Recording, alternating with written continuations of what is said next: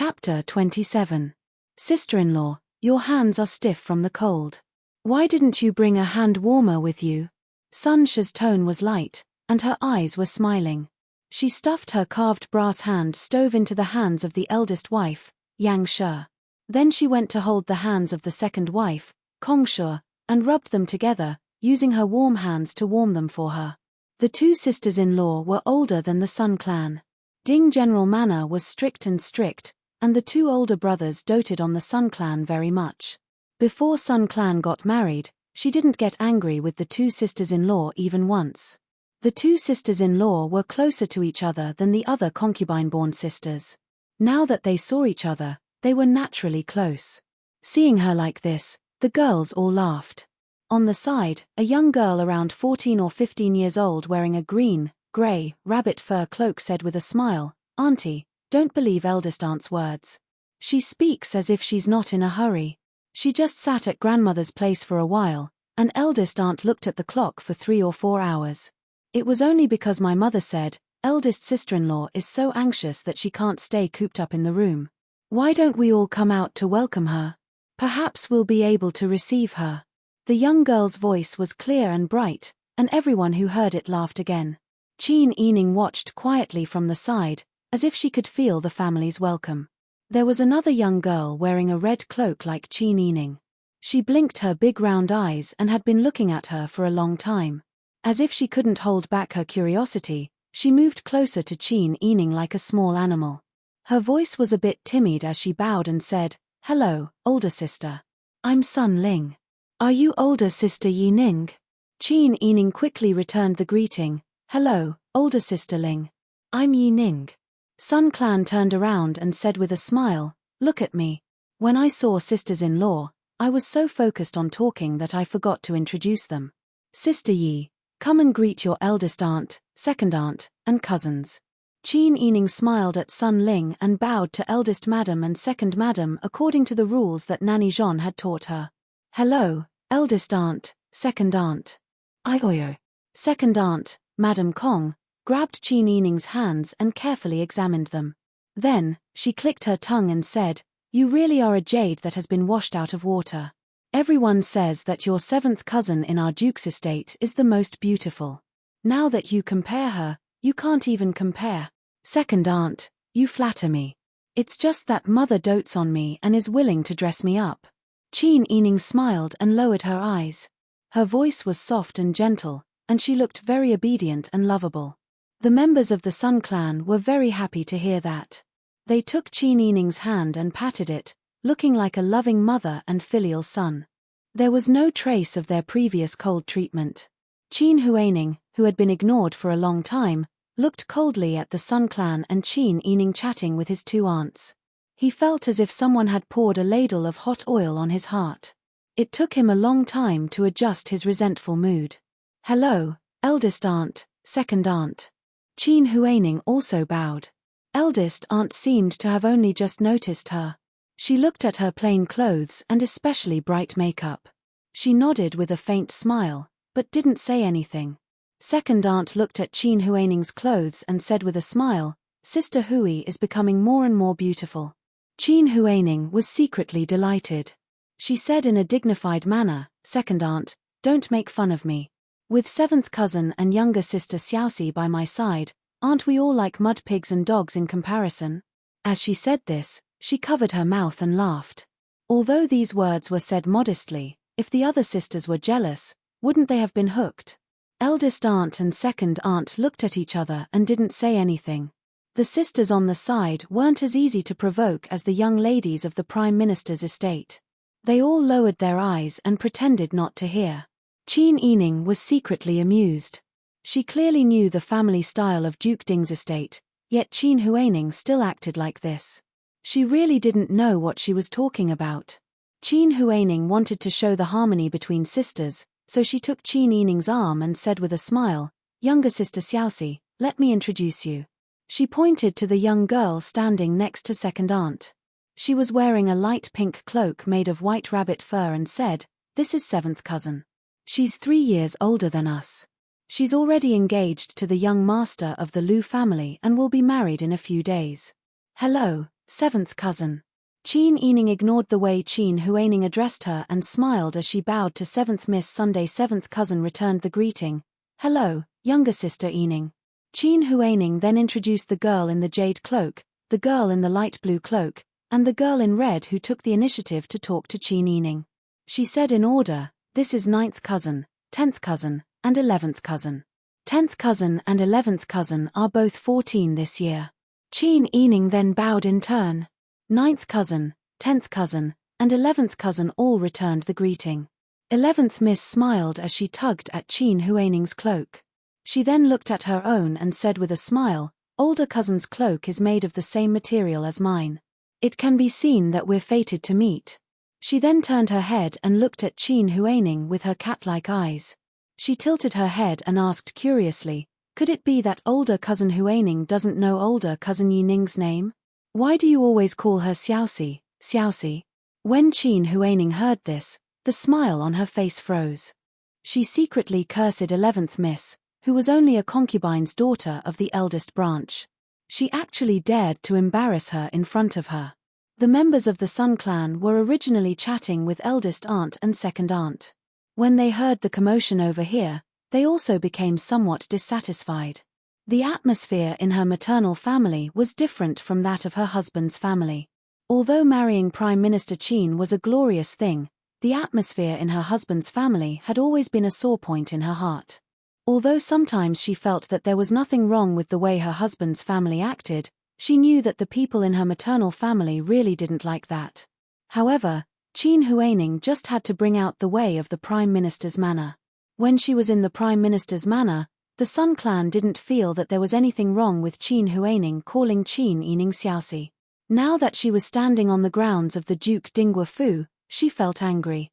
However, she couldn't directly reprimand Qin Huaining in front of her. Right at this time, Qin Yining smiled and took Qin Huaining's hand.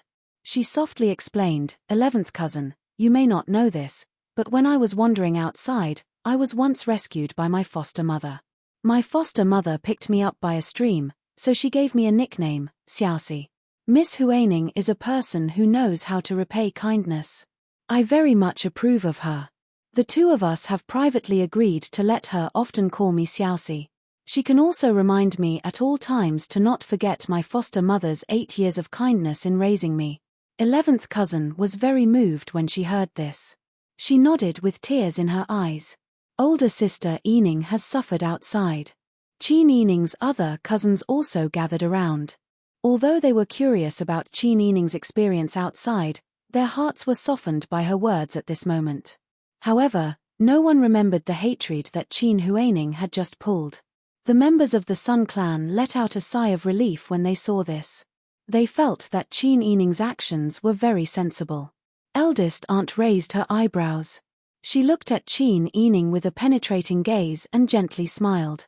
Second aunt pulled on the members of the Sun clan's hand and said with a smile, let's go to Chuanxi Hall first and talk later.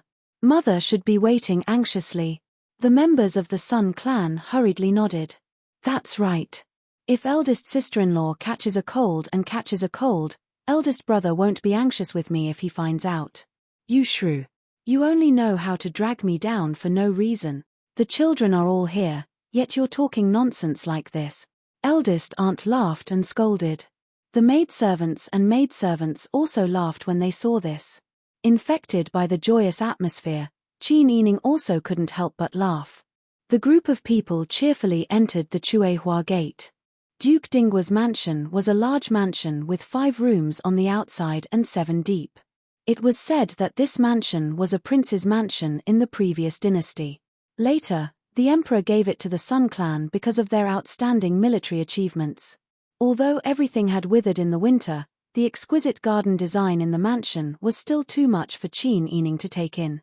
She couldn't help fantasizing about how beautiful the scenery here would be when summer came. Seeing that Qin Yining liked it, her cousins all surrounded her and introduced it to her enthusiastically, as if they were welcoming an honored guest. They didn't put on any airs at all. Qin Yining followed them at this time, as if she had become a foil. The smile on her face almost froze, but she still had to maintain her poise. It was only when Mema Cai and Bitong beside her supported her and whispered to her to relieve her boredom that her depressed mood eased a little. They went all the way to Chuanchi Hall, where Duke Dingwa's mansion lived. From a distance, maidservants and older female servants came out to greet them, and another maidservant went in to report. As soon as Qin Yining stepped into Chuanchi Hall, she saw the sapphire blue bamboo brocade warm curtain of the main room open. A plump woman in her 60s, wearing a dark purple wide-sleeved coat, plain makeup, and a purple fox fur warm hat, walked out first. Behind her, maidservants and older female servants filed out and followed her down the steps. This woman was tall, with wrinkles on her face. There was a faint line between her eyebrows, which made her look a little strict. However, Qin Yining knew that this kind of people usually frowned often. It could be seen that this woman was worried about a lot of things. Her slender eyebrows and her loving eyes were filled with warmth. When she walked, her posture was dignified, and her back was straight. She looked like a very shrewd madam. Almost at a glance, Qin Yining could be sure that this was Duke Dingwa's mansion, her grandmother. Looking at Mema Bao beside her, she was even more sure that her guess was right. Qin Yining was looking at Duke Dingwa's mansion, and Duke Dingwa's mansion was also looking at her. Among the group of girls, Qin Yining was wearing a gorilla red cloak like Cousin 11. Although she didn't wear any makeup, her bright red lips were not as eye-catching as Qin Huining's. Although Qin Yining was not as tall as Cousin 9. However, Duke Dingwa's mansion still saw her at a glance. It was not because she was a stranger, nor was it because she was beautiful enough to outshine all the other girls. It was because of her sharp, gentle, and restrained momentum. Looking at her bright eyes, one could tell that she was intelligent. Looking at her posture, one could tell that she had etiquette and integrity. She was like a sword in its sheath. If she wanted to show off her sharpness, she could show off her sharpness. If she wanted to be gentle and elegant, she could be gentle and elegant. Duke Dingwa's mansion was such an intelligent and experienced woman. What kind of beauty had she not seen before? At first glance, she had long stopped paying attention to appearance. Seeing Qin Yining like this, she was very happy. Moreover, she didn't doubt Qin Yining's identity like the Sun Clan, but she was sure that this girl must be from the Sun Clan. Her granddaughter was so outstanding. How could Duke Dingwa's mansion not be happy? Chapter 28. Grandmother, please accept a bow from your granddaughter.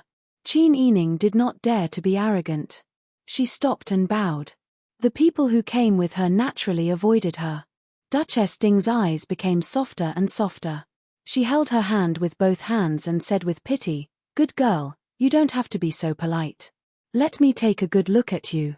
Duchess Ding's hands were dry and warm, which was unique to old people.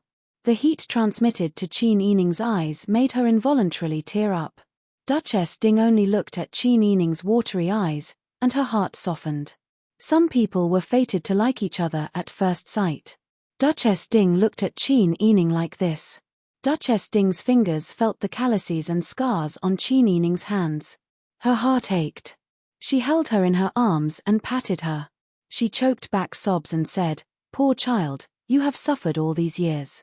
Her words made Qin Yining's tears fall uncontrollably.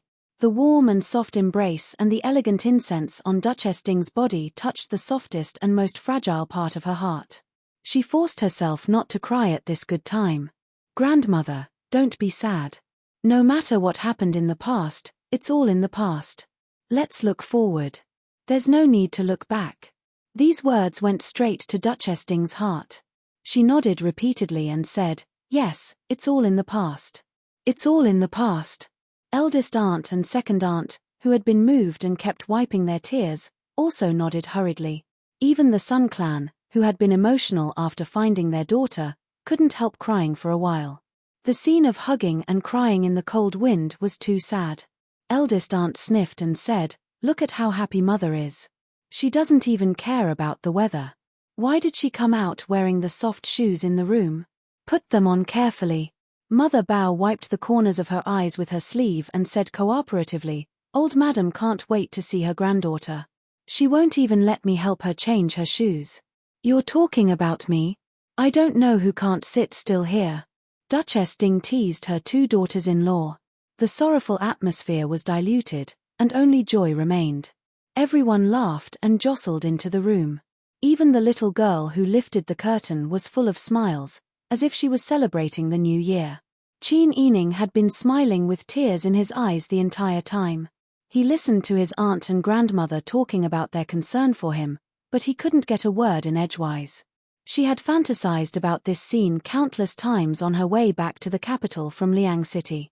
Who would have thought that what he couldn't get in his own family, he would get it in his maternal grandparents' house? Last night, she tossed and turned in bed, thinking of all those unexpected situations and solutions. It seemed that all of them were useless. She was the one who was worrying for nothing and had the heart of a villain. Duchess Ding was served by her two daughters-in-law and sat at the head of the table. Eldest aunt, second aunt, and the members of the Sun clan sat on the side. Mama Bao brought a praying mat for Qin Yining. Qin Yining knelt down and bowed respectfully. Granddaughter greets grandmother and aunts. Get up, get up.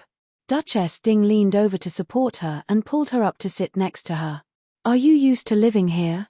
Do you still lack anything? Your mother has a bad temper and is careless. If she dares to neglect you carelessly, come and tell grandmother that I hit her. Duchess Ding spoke so quickly that Qin Yining couldn't get a word in edgewise. She could only shake her head repeatedly, indicating that she hadn't been neglected. Mother, you're biased. Now that Sister Yi is here, she's better than me. The members of the Sun clan's face flushed when they heard their biological mother's words. They couldn't help but remember that they had hit their child and warned her sternly. However, this child had always understood the big picture and helped them maintain their dignity. They felt a little guilty. How old are you? Why are you still arguing with your daughter? I won't talk about your impatient temper. You should use your brain more in the future. Don't be the wind and rain when others say that you are the rain. Duchess Ding tapped the Sun clan's forehead. When Qin Huaining heard this, her face instantly turned as pale as paper. She lowered her head and secretly observed Duchess Ding's expression. The members of the Sun clan shrank their necks and stuck out their tongues with a smile on their faces. This made the girls laugh, and the noise and laughter spread far away. Qin Huaining was extremely nervous. She knew that her grandmother wasn't a simple person. She wasn't as easy to manipulate as the members of the Sun clan. Her words just now clearly had a hidden meaning. Ever since they arrived at Duke Ding's mansion, that wild hussy had always been the focus of everyone's attention. Even her grandmother could only see her. It was as if she had become transparent. Qin Huaining was already jealous and resentful of being treated so poorly. But now, those resentful feelings were extinguished by Duchess Ding's words. All that was left was the panic of losing favor. She hurriedly bowed to Duchess Ding and said with a smile, "Grandmother, you look better these days." Duchess Ding held Qin Yining's hand, gently patted the back of her hand, and said with a smile, "Yes, I'm living a comfortable life. Your two aunts and cousins are filial to me. Now, I don't care about this family anymore. If there is anything wrong, your aunt will take it on herself. She won't mention a word of groundless accusations in front of me. I have nothing to do, and I just want to enjoy my grandchildren. Tell me, how can I not look well?" Qin Huaining's head buzzed, and her face alternated between red and white. She forced a smile and said, "Grandmother is a Dai Fu person. My aunts and cousins are filial, and my uncles and cousins are also hardworking." "Yes." Duchess Ding looked at Qin Yining with a smile and said, "Our sister Yi has suffered a lot in the past. Now that she has returned home, the calamity has passed. There will be good days in the future, so Sister Yi is also blessed." Everyone laughed in agreement, and they began to chat at once. Qin Huaining angrily retreated to the side and stood still. Her hands hidden in her sleeves were clenched into fists, and her palms were almost bleeding from her long nails. She didn't expect that Duchess Ding would embarrass her like this. Duchess Ding's words had repeatedly knocked her down. She didn't know if others could understand, but the Sun clan probably could. Qin Huaining looked at the Sun clan uneasily, only to see that the Sun clan was looking in the direction of Duchess Ding and Qin Yining with a smile. She didn't know what they had heard, but they were laughing happily. Perhaps feeling her gaze, The Sun clan turned their heads inquiringly. The two of them looked at each other, and the resentment in Qin Huaning's eyes that she couldn't hide in time fell into the Sun clan's eyes. The Sun clan was stunned. Thinking about what Duchess Ding had said just now, and then thinking about how Qin Huaning didn't forget to play tricks in front of her cousins today, she didn't like it in her heart, so she didn't call her to her side to comfort her as usual and continued to talk to her two sisters-in-law. She actually ignored her. Qin Huaning gritted her teeth so hard that they almost broke. Now she could see who was close and who was distant. These people's hearts were too crooked. It was true that she had been swapped, and she had occupied the position of Qin Yining's legitimate daughter for 14 years, but how could they blame her for this? She was also a victim. But now they were giving her a hard time. They treated her like this, so how could they blame her for fighting for it? Old madam. The head maidservant came in to salute and said with a smile, Duke and eldest son have returned from court, and Steward Wang from the palace came with them. He said that there was an imperial edict. He told our whole family to go to the front to receive the edict. Did Steward Wang, the emperor's personal attendant, come in person? Duchess Ding's voice was a little high in the silence. The head maidservant nodded. Yes, this servant asked the servant who followed us. He said that Duke and eldest son were very happy. Steward Wang was also very polite.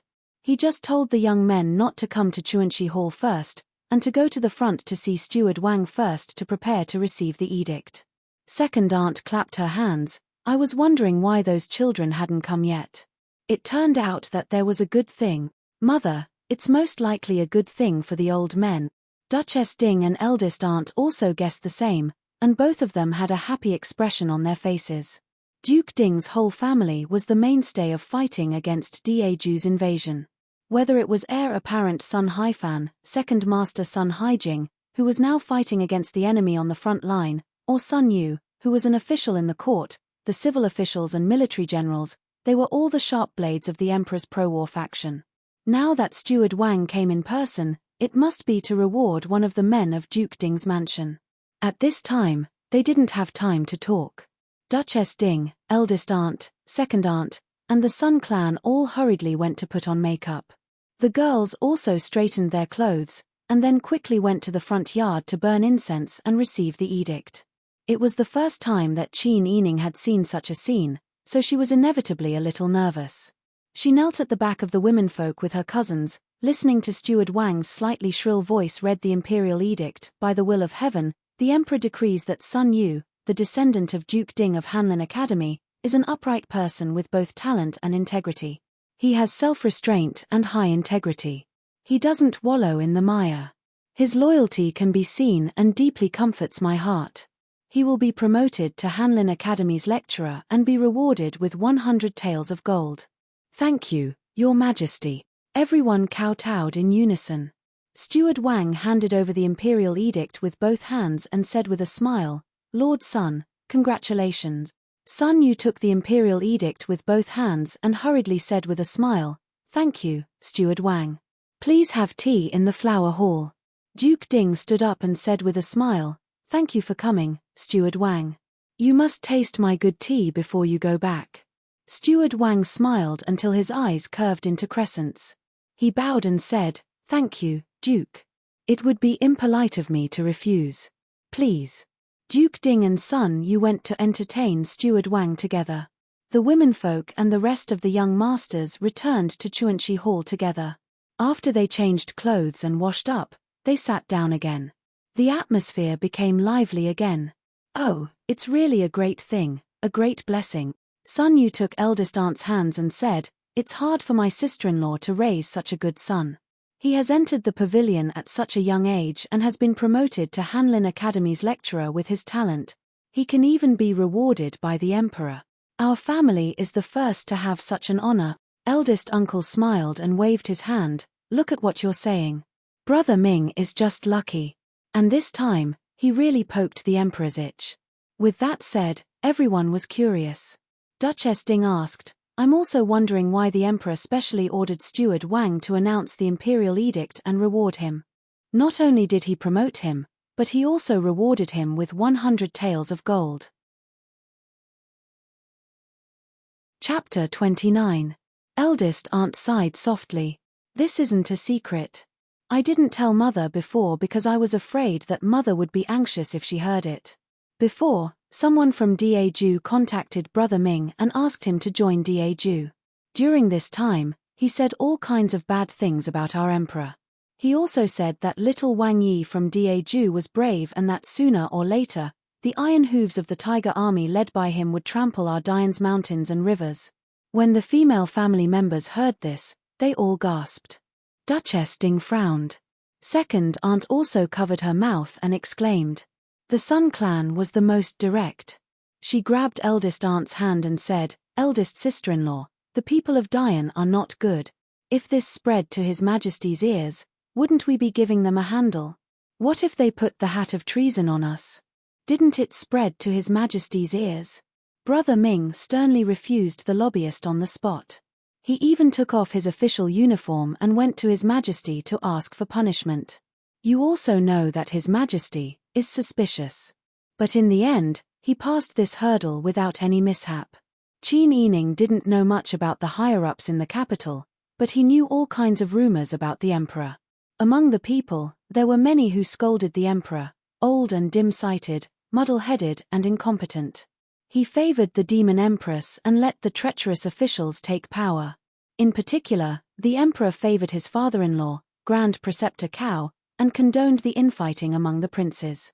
As a result, half of the Dian imperial court was in the hands of Grand Preceptor Cao. The princes withered, and now only the crown prince was left. There was no choice when it came to inheriting the throne. Eldest aunt sighed again and said faintly, Brother Ming has offended the people of the great Zhou dynasty and has been the first to stick his neck out for so many years. I'm really worried. Although he has a gentle temperament, when he's stubborn, even 9 oxen can't pull him back. Forget it, it's all in the past. Fortunately, His Majesty believed Brother Ming. Duchess Ding patted her daughter-in-law's hand. Her eyes were gentle and kind, indicating that her children were here and that she should not say anything more. Only then did eldest aunt manage to recover from her worry. She smiled and said, It's about time. Mother, I'll go to the kitchen to take a look. The banquet will start soon. Let's set the banquet in the warm room, okay? Of course. Eldest aunt stood up and left. Second aunt then called over the 2 cousins who had followed her in just now and introduced them to each other. Sister Yi, this is your 5th cousin, and this is your 8th cousin.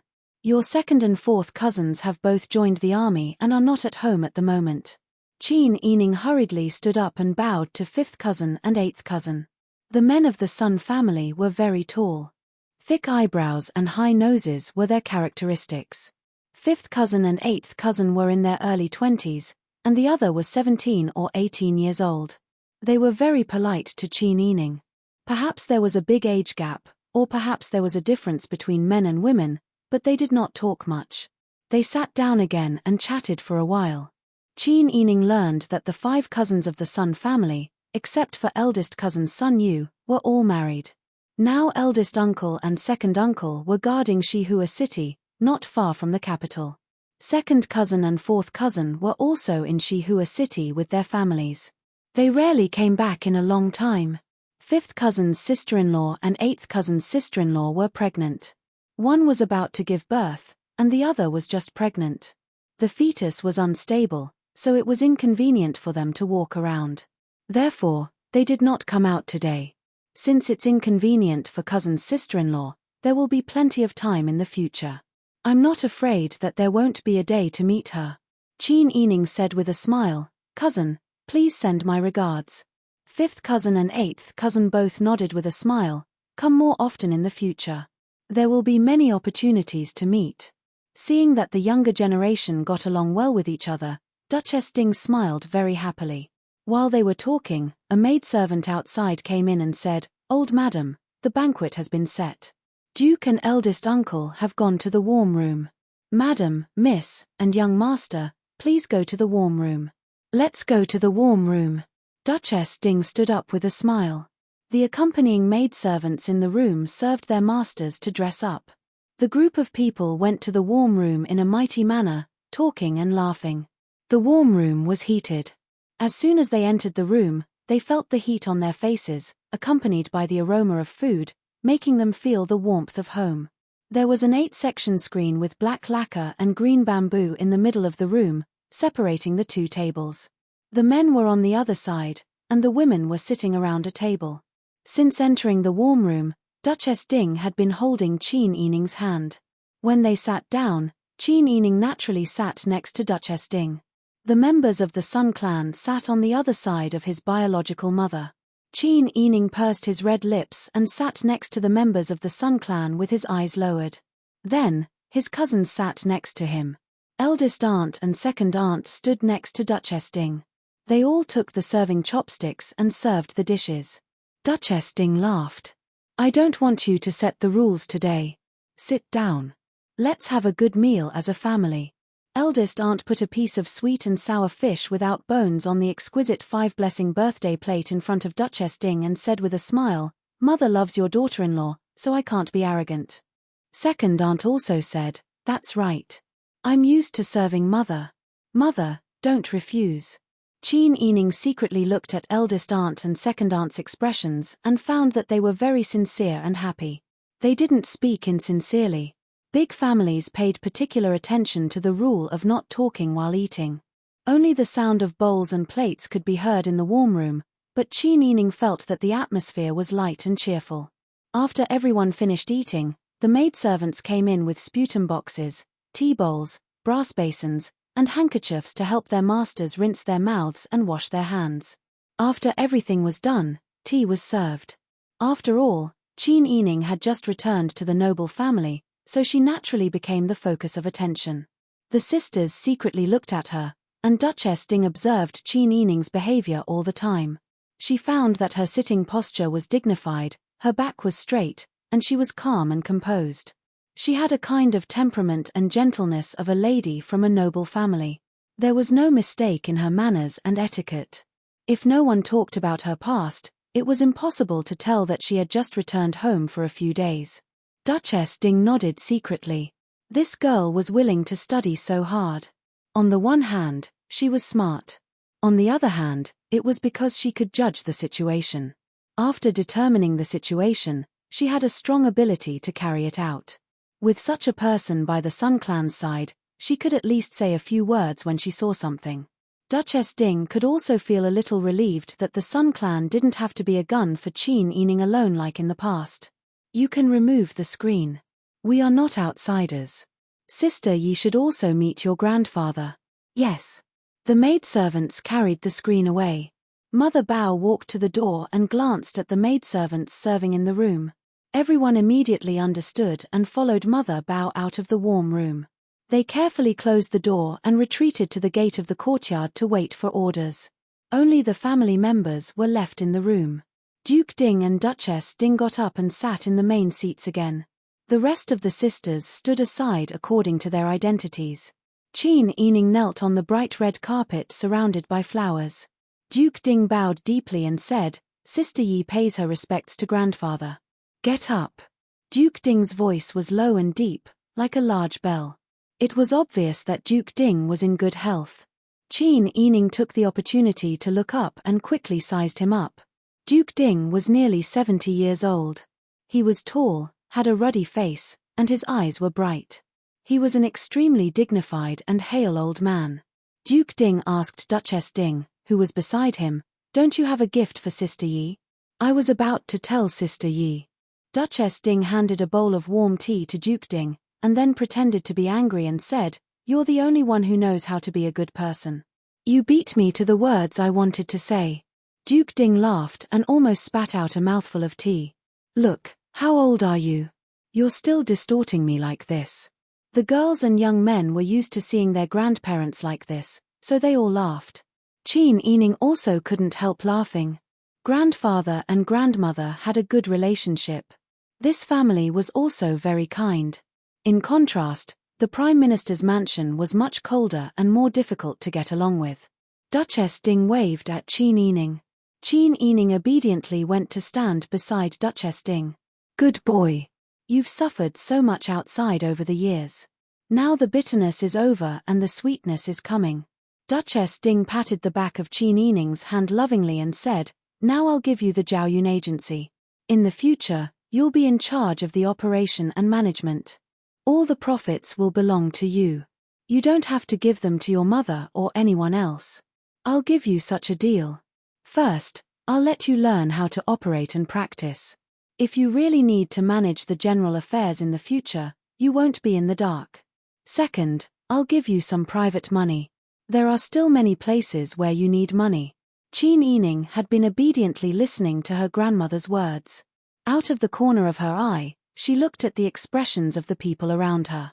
When she saw that everyone's expressions were slightly subtle, especially Qin Yining suddenly biting her lower lip, she knew that the Zhaoyun agency must be a good thing.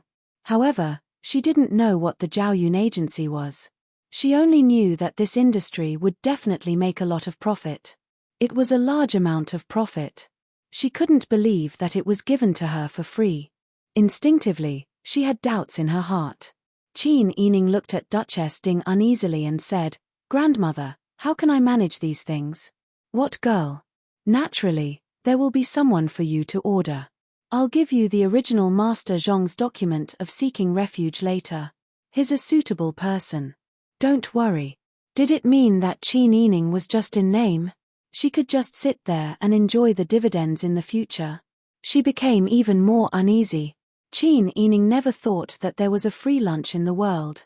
But she also knew that her grandmother would never harm her. Hearing this, the Sun clan finally couldn't sit still and said, "Mother, how can a little girl like her know how to operate? The Zhaoyun agency is such a big industry. She may not understand it. Losing money is a small matter. If she offends someone, won't it make trouble for the family? Besides, I remember that the Zhaoyun agency used to be the industry under the name of Brother Ming, right? How can it be given to Sister Yi now?" Qin Yining raised her eyes in surprise and met Sun Yu's gentle gaze. Chapter 30. When Qin Yining heard this, she couldn't help but look at Duchess Ding. She didn't know what kind of place Zhaoyun agency was, but in order to give her Zhaoyun agency, her grandmother actually used good fields and shops to exchange with her eldest cousin. It was no wonder that when her grandmother mentioned it just now, her cousins looked a little different. The Sun clan was also a little surprised. She really couldn't imagine how a girl who had just returned home and wasn't familiar with her family could be so likable. She could even make her mother spend so much money. "Mother, we appreciate your kindness, but Zhaoyun agency is really not suitable for a girl who doesn't know anything to run. As I said just now, there are so many officials and dignitaries in Zhaoyun agency. If she really offends someone, it won't be a joke. Besides, she just came back and hasn't recognized all the characters yet. How can she be qualified to run any business? The Prime Minister's manor doesn't lack food or clothes for her. When she came home, her grandmother didn't give her any money or shops. Why should our family spend so much money?" The first half of the sentence was reasonable, but the second half made Duchess Ding frown, and the people present were slightly embarrassed. Duke Ding didn't want to participate in these things, so he called his cousins out and left the warm room to the women. When they saw their father leave like this, the Sun clan realized that they might have said something that Duke Ding didn't like to hear. Since childhood, Duke Ding had this habit. Whenever his brothers and sisters made a mistake, Duke Ding would avoid them and leave the space for Duchess Ding to show off. As soon as the men left, Duchess Ding said in a deep voice, "What you just said was inappropriate.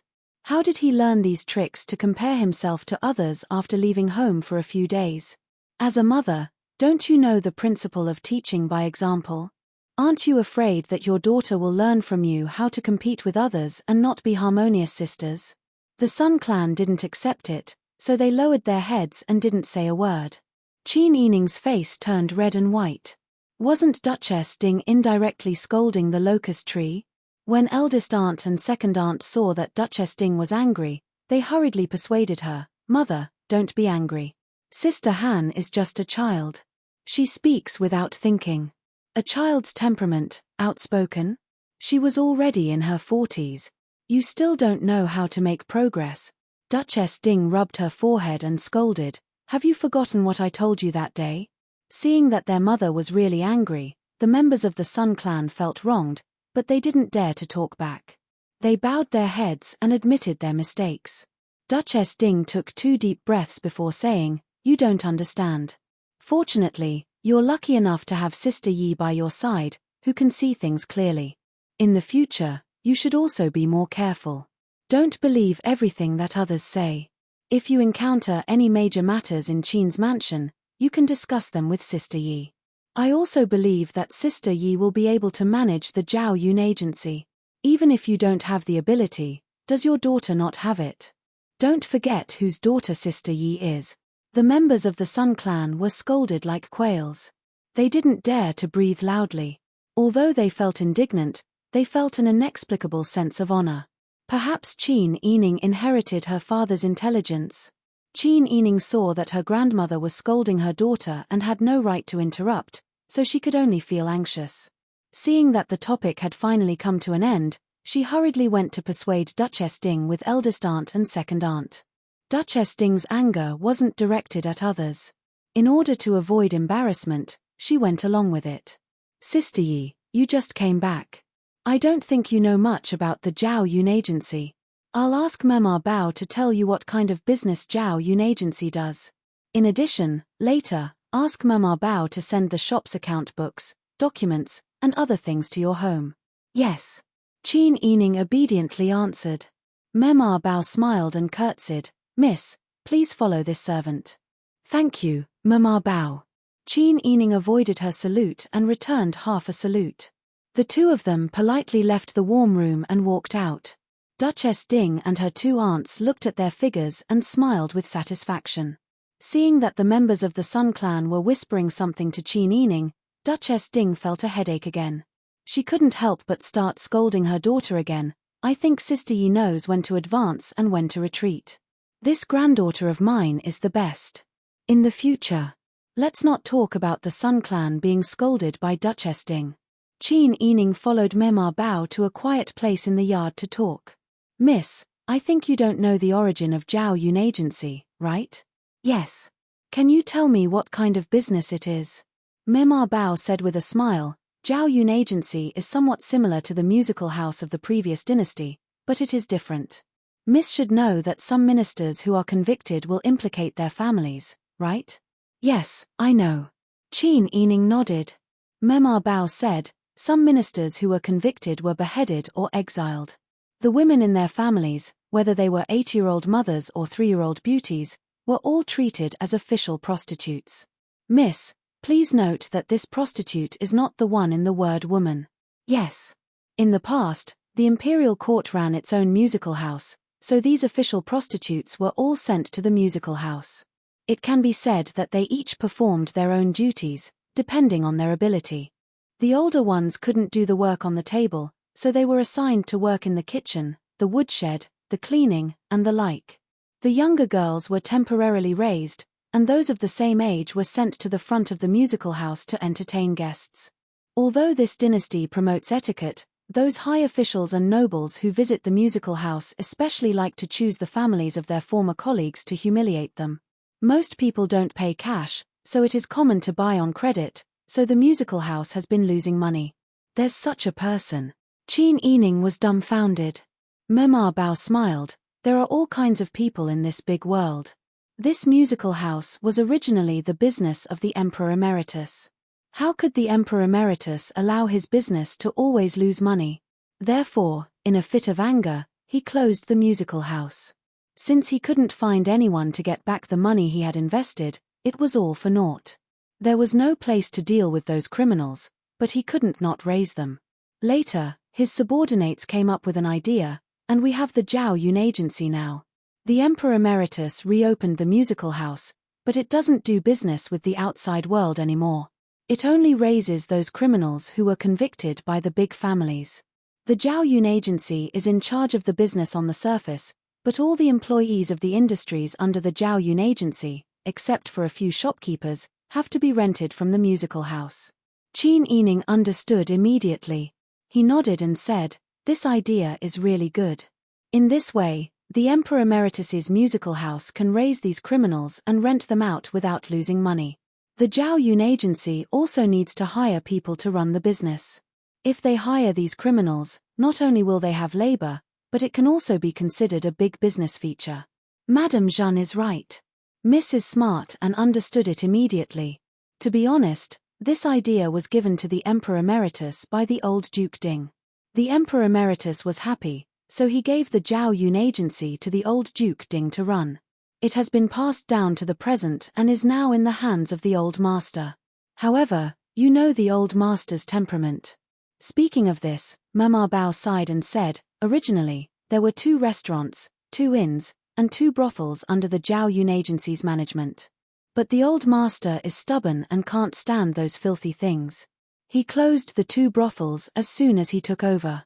So, the Zhao Yun agency that is now in Mrs. hands has 3 restaurants and 2 inns.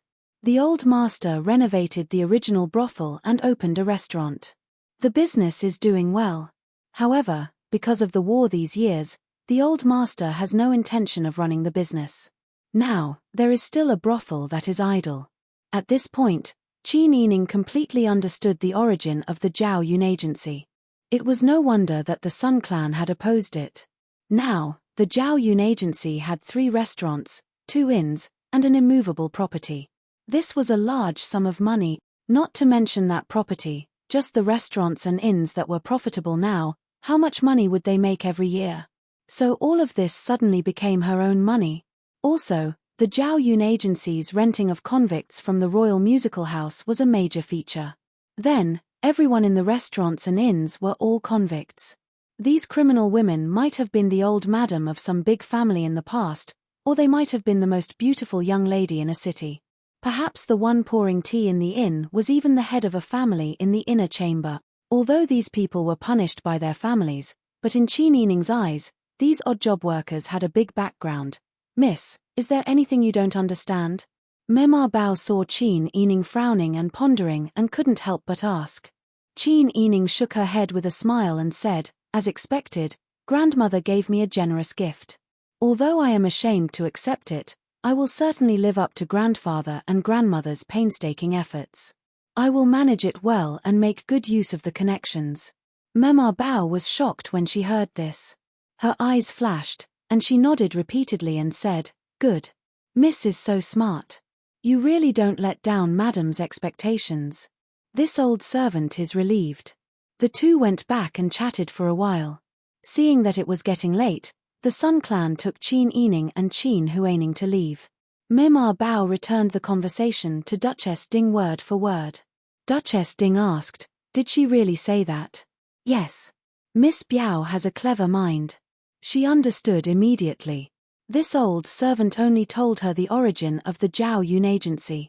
I didn't go into detail, but she already understood the important points. She is indeed the daughter of wise Pan and Mama Bao praised. Duchess Ding also laughed when she heard this. Old madam, the master is here. The maidservant outside lifted the warm curtain and saw Sun Yu walking in quickly. Duchess Ding bowed to him. Grandmother. Brother Ming, come and sit down. It's warm. Sun Yu moved his chair and sat down next to Duchess Ding. He asked straightforwardly, Grandmother, I just heard that something happened to Zhao Yun agency these 2 days. Did you already know about it? Duchess Ding nodded with a smile. Yes, I know. Chapter 31. There's nothing bad about it. Duchess Ding's eyes and eyebrows were full of smiles. You don't know that girl, but I think she has the ability to handle it well. Grandmother, you have so much confidence in her. Sun Yu smiled playfully. Duchess Ding said, I just think that this child is very good. She has suffered a lot in the outside world over the years. I think that a girl who has experienced the wind and rain and can survive strong will be able to withstand the destruction better than those delicate flowers born in a greenhouse. In addition, she is smart and has a good mind. Her nature is very pure. I think this matter can be regarded as a good karma between us and her. On the other hand, it can be regarded as a test so that I can understand her thoroughly. Grandmother, you praise her like a flower. Forget it. In fact, it's nothing. Although it's a big matter, my cousin is just a girl in the boudoir. It doesn't involve anything else. At worst, she will lose a shopkeeper. It won't hurt her. Yes. I think so too. Duchess Ding looked solemn and said, if she can't handle it well, she will lose a shopkeeper at most. She is the daughter of the Prime Minister. Even if those old antiques in Qinglu want to blame her, they can't blame her. After all, her father can take the blame. Besides, with your position in the court, this matter is too difficult to handle. Why don't you throw it aside and let a little girl deal with it? So that others won't say that you are afraid of the powerful. That's right. Sun Yu nodded and said with a sigh, but the Tang family has ruined things. The people of Qinglu are all staring at me. But I just shrunk my neck and gave the property to others. In the end, it's not good to hear. Besides, Mother knows Uncle's character. I'm afraid that he will turn his back on us and use cousin as a scapegoat. Even if nothing happens, Qin Meng has long been against those people in Qinglu. Besides, can the Tang family's matter be a small matter? What a big crime it is to murder the Empress. Not to mention that the Emperor only favors the Empress. Can Grand Preceptor Cao let the person who murdered his daughter get away with it? Even if he has the ability to get the person from King Ning, how can he avoid Grand Preceptor Cao? Sun Yu's face turned cold. He said indignantly, I know what grandmother said is reasonable. However, I don't think Qing Liu did anything wrong. She could only blame the demon empress for having such a tough life. Imperial physician Tang had sacrificed his entire family, but she was only half dead from the poison. His Majesty has become more and more muddle-headed these years, truly. Brother Ming, watch your words. Duchess Ding stopped Sun Yu's words and said in a deep voice, there are some things that you should know in your heart. There's no need to say them out loud. If you're so careless outside, aren't you afraid of causing trouble? You're too stubborn. You need to learn how to deal with things tactfully in order to have a long term. Sun Yu hurriedly stood up and saluted, yes. Grandson will follow grandmother's instructions. Duchess Ding saw that the atmosphere was too depressing, so she brought the topic back to family matters. Inside the carriage, Qin Huaining was looking pitifully at the Sun clan. The lipstick on her lips had been wiped off. Coupled with her plain dress and pitiful expression with tears in her eyes, she looked like a little animal that had been bullied. Her soft eyes kept looking at the Sun clan, which finally made the Sun clan sigh. Sister Hui, you can't do this again in the future. In front of your maternal grandfather's family, you should at least consider the dignity of our family. You know that your maternal grandfather's family doesn't like our Prime Minister's mansion, and they do things differently. Why do you have to call Sister Yi Xiaoxi in front of your sister? Sister Yi has been back for so many days. Why can't you remember her name? The tears in Qin Huaining's eyes fell down like broken beads. I just called her daughter out of habit. The first time I called her Xiaoxi, so I got used to it. It wasn't intentional. Qin Yining, who was at the side, looked down and pretended not to hear anything. The Sun clan glanced at Qin Yining and saw Qin Huaining crying like a pear blossom in the rain. They thought that this child had a hard life. She had been swapped since she was a baby. What did a little baby know? It wasn't her fault at all. It was understandable that she would be frightened and uneasy. Thinking of this, the Sun clan's heart softened. She took a handkerchief and wiped Qin Huaining's tears. Why are you crying? You look like a cat. How are you going to face people later? Those who don't know will think that the Duke Dinggua's mansion is bullying you. Qin Huaining hurriedly wiped her tears and anxiously said, I won't cry. I didn't mean it that way. I know. You should pay more attention to what you say in the future. A normal joke can offend everyone. What you said just now, I don't know what our sisters will think. The people of the Duke Dinggua's mansion are kind and honest. They definitely won't think too much. Qin Huaining blew her nose and smiled innocently at the Sun clan. The Sun clan choked. They didn't know how to respond. Hearing this, Qin Yining finally opened her eyes. She looked at Qin Huaining with a faint smile and said, Miss Huaining, don't confuse the definition. When you say something wrong, others don't care. That's because they are magnanimous. If you can say something like that, it means that you have a bad character. How can you confuse the two? Mother is lecturing you about your character. Do you think that because the people of the Duke Dinggua's mansion don't care about it, you are justified? Qin Huaining's tears gushed out again as if a gate had been opened. She sobbed and said, Xiaoxi. Yining is right. I didn't do it on purpose. Not doing it on purpose is more terrible than doing it on purpose. If you did it on purpose, at least it means that you still have some basic sense of right and wrong. At least you know in your heart that what you did was wrong. You just couldn't help but do it out of jealousy. But if you didn't do it on purpose, it means that you don't even have a sense of right and wrong. You don't know what you did was wrong. You can still put on an innocent face after harming others. That's more hateful than doing it on purpose. Qin Yining was like a cannon as he looked at Qin Huaining with bright eyes. Qin Huaining was speechless. She could only cover her face and cry. She couldn't not cover her face. Because she had been beaten up by Qin Yining, Qin Huaining would feel cold all over as soon as he met her eyes. He felt that her fist would fall on him at any time. Moreover, she couldn't find any words to refute Qin Yining's fallacious reasoning. The Sun clan on the side looked thoughtful when they heard this. Qin Yining's words just now were like a large bell that struck her heart. She was a bit impulsive, but she didn't think that she was stupid. It was just that sometimes she would let her emotions affect her decisions and be easily coaxed by a few words. Sometimes she would be blinded. Her mother said that Qin Yining could see things clearly. She didn't think much of it at first, but now that she heard a few words from Qin Yining, she had to admit that her mother's judgment of people was never wrong. However, was the nature of the girl she raised actually like this? The Sun clan couldn't accept it. In her heart, Qin Huaining had always been dignified and gentle. She was modest and sensible towards her sisters. However, ever since Qin Yining came back, she seemed to have changed into a different person. She became like a needle hidden in silk floss.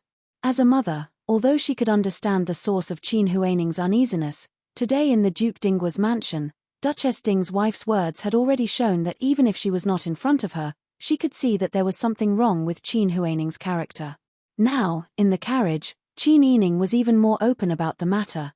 The Sun clan felt that their minds were a bit messy. Qin Yining didn't want to see Qin Huaining silently shed tears as if she was being bullied. Therefore, she lowered her eyes to observe the patterns on the corners of her skirt again and continued to look down. The carriage sank into silence for a moment. It was so quiet that Qin Huaining was surprised to find that her sobbing had become the only sound in the carriage. She felt a burst of embarrassment and couldn't help but fall silent. After falling silent, Qin Huaining looked at the Sun clan, who was still in a daze, and then looked at Qin Yining, who lowered her eyes and didn't say anything. She felt that she had lost too much face. Just as she opened her mouth to say something, the older female servant outside the carriage said loudly, "Madam, young miss, we've arrived." Qin Huaining felt stifled in her heart. She angrily bit her lower lip. It wasn't until she got off the carriage that she managed to control her emotions. She didn't let herself appear too ugly. When the group returned to the Fu, they naturally had to go to Ci Xiao Garden to pay their respects to Old Madam. Old Madam was just about to set the table for dinner. The Sun clan hurriedly took off their cloaks and served the dishes with Second Madam and Third Madam. Qin Huaining and Qin Yining stood at the side with their heads lowered. Old Madam was eating and sizing up the two's expressions. She couldn't help but frown when she saw Qin Huaining's red eyes. "What's wrong with Sister Hui? Why are you crying? Did someone bully you?" Old Madam put down her chopsticks and waved at Qin Huaining. With the scene in the carriage just now, Qin Huaining didn't dare to sow discord in front of her. She only shook her head. "No, what is grandmother saying? How could anyone bully their granddaughter? It's just that the wind and sand got into my eyes." "The wind and sand got into your eyes? How come I don't see anyone else getting into it? If you have any grievances, just say it. Grandmother will support you." At the side, Second Madam and Third Madam looked at each other with some interest. With Old Madam's words, they didn't know what kind of grievances this girl had suffered in Duke Ding's Fu. The Sun clan looked at the scene in front of them. Old Madam's reaction just happened to confirm what Qin Yining had said in the carriage just now. She became more and more annoyed in her heart. In front of her in-laws, how could the Sun clan let her maternal family lose face like this? "Mother, don't misunderstand." The Sun clan came forward with a smile and said, "Sister Hui made a mistake. but her maternal grandmother's family didn't say anything. It was I who taught her a few words in the carriage. It's not a big deal, so how could it disturb you? Qin Huaining gritted her teeth so hard that they almost broke, but she didn't dare to anger the Sun Clan. She couldn't lose the Sun Clan's support, so she quickly took the lead. Yes, I did something wrong. The Sun Clan continued. Today, when we went to Duke Ding's Fu, Sister Yi's maternal grandmother gave her a big gift and gave her the entire Zhao Yun agency to manage. Speaking of this, the Sun Clan proudly straightened her back. Her voice became lighter as she joked, in the future, our family's Sister Yi will also be a millionaire. This sentence made everyone's attention shift to Qin Yining. Old Madam said in surprise, "In-law, you're so generous." Second Madam and Third Madam also smiled and complimented. It's rare for Duchess Ding to care so much about our Sister Yi. Chapter 32. Duchess Ding gave Qin Yining such a big industry, which gave her enough face and also gave face to the Sun Clan. The Sun Clan immediately felt honored in front of her in-law's family. She couldn't hide her pride and complacency as she said, I originally didn't want it, but her grandmother insisted on giving it to her. She said that this child caught her eye and couldn't be stopped. This industry was originally her cousin Yuan Ming's industry. In order to give it to her, her grandmother specially exchanged good fields and shops with her cousin. I said that she, a maidservant, didn't know how to run a business, but I was reprimanded. She said that I was too protective of the child and refused to give her a chance to practice. It was really difficult. When the Sun Clan said this, she shook her head and felt very helpless. These words were embellished and slapped Old Madam's face with banknotes. The Sun Clan thought in her heart, you, as a grandmother, didn't give any money to the child when he came back. You also arranged the farthest courtyard for him. If he wants to save for himself, he needs my maternal family to do it. It seems that everything in our Duke Dingfu is inlaid with gold. Your Prime Minister's manor is a miser. Obviously, when the Sun Clan thought like this, they had forgotten that she and Old Madam had the same idea a few days ago. They didn't want Qin Yining to live in the manor and almost sent him to the fields. How could Old Madam, Second Madam, and Third Madam not understand the Sun Clan's complacency? However, the facts were in front of them. The people of Duke Dingfu were indeed blinding their eyes with shining silver. If they really wanted to fight for this, they would have to give Qin Yining an industry similar to Zhao Yun agency. Not to mention that the Prime Minister's manor's current industry was nothing more than some good fields, forests, shops, and fields. Even the businesses they operated were some ink and brush shops, silk and satin estates. Although they were profitable, they weren't as good as Zhao Yun agency. Moreover, even if there was such a good industry, Old Madam wouldn't be willing to give it to a girl as a dowry. In the end, the foundation of the Prime Minister's manor wasn't as good as the Duke Dingfu that had been passed down for generations. Duchess Ding could throw money at people, but they couldn't. Old Madam wisely chose to play dumb at this moment. Second Madam and Third Madam were naturally unwilling to allow their mother-in-law to give the property to the eldest son's daughter. After all, the Prime Minister's estate had not been separated yet. The eldest son's wife did not have a son, but the second and third branches had plenty of sons. The two sisters-in-law complimented Duchess Ding's generosity tacitly, and praised Qin Yining for being sensible and likable for being favored by Duchess Ding. They also did not forget to praise Qin Yining for inheriting his father's intelligence, which made the members of the Sun Clan blush and smile from ear to ear. Qin Yining looked at the Sun Clan's childish behavior and could not help but sigh. She suddenly understood why Duchess Ding couldn't hold back her anger today and reprimanded the Sun Clan in front of everyone. If she had a daughter who was in her 40s but still acted like a 14-year-old, blindly following her heart and not considering the opinions of others, she would also be annoyed. However, Qin Yining felt that she was now like an isolated person. Everyone only circled around Qin Yining and took away everything she originally had. She had lived in the family Qin for 14 years. Although she was loved by Old Madam and her mother, she had never seen anyone praise her to the heavens like this. In the past, when she was still treated as their biological daughter, no one had ever praised her for being like her father or having the style of her father. Looking at the faces of second aunt and third aunt, Qin Yining felt extremely sick of it. Wasn't it because Qin Yining had a Zhao Yunxi, but she didn't have one before? Since she was a child, her grandmother didn't like her very much.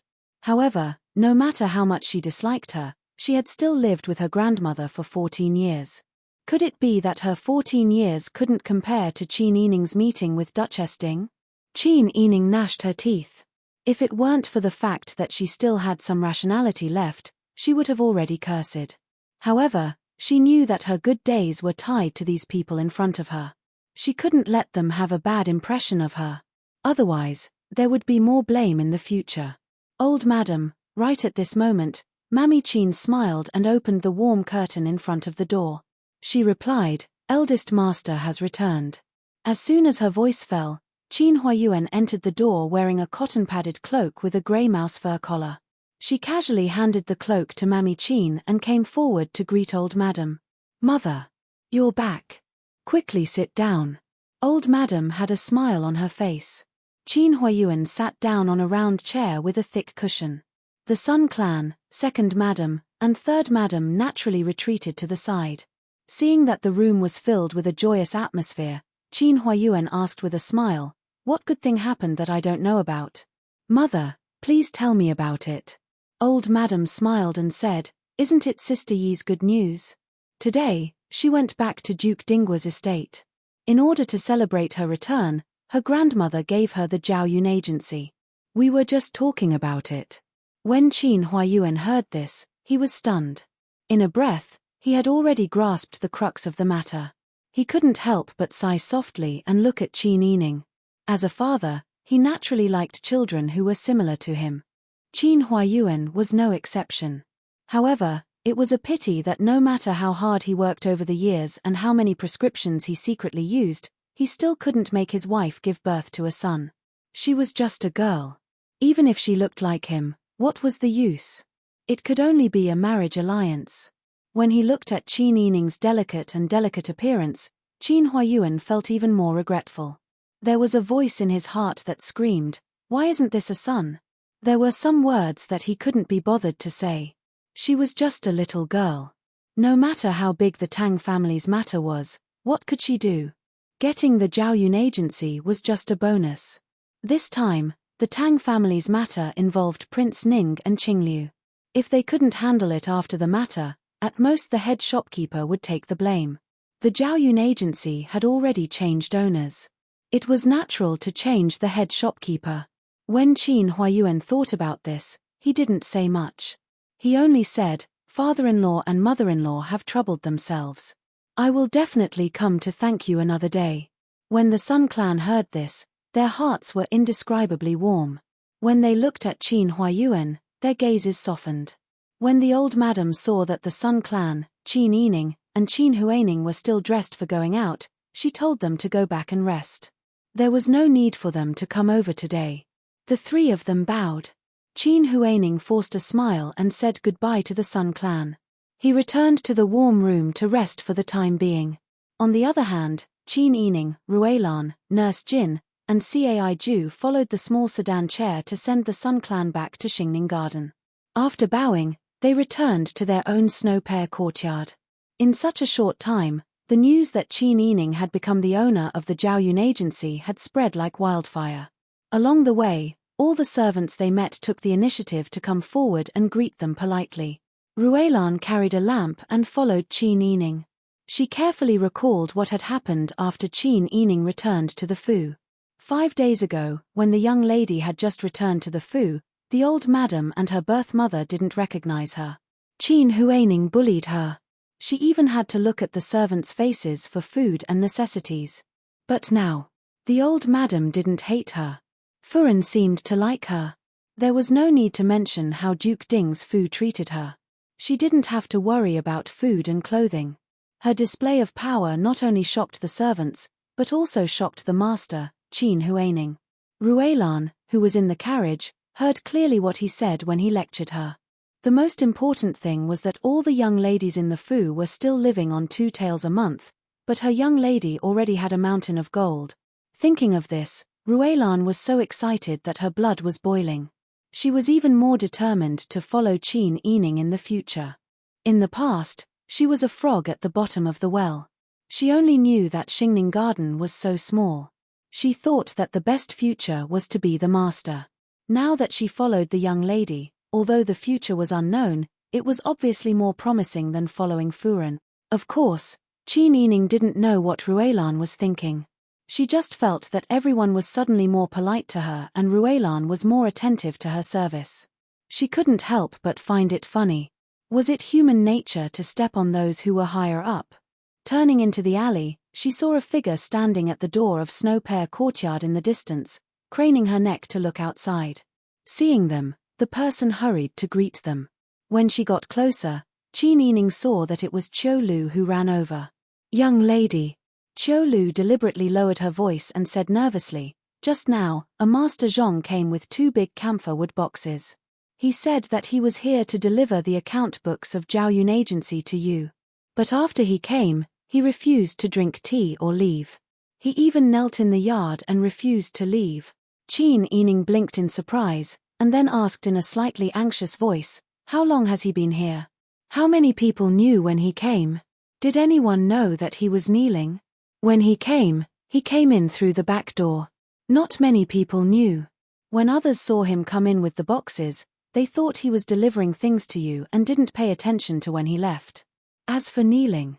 Qiu Lu thought for a while and said, "It's been more than 2 hours.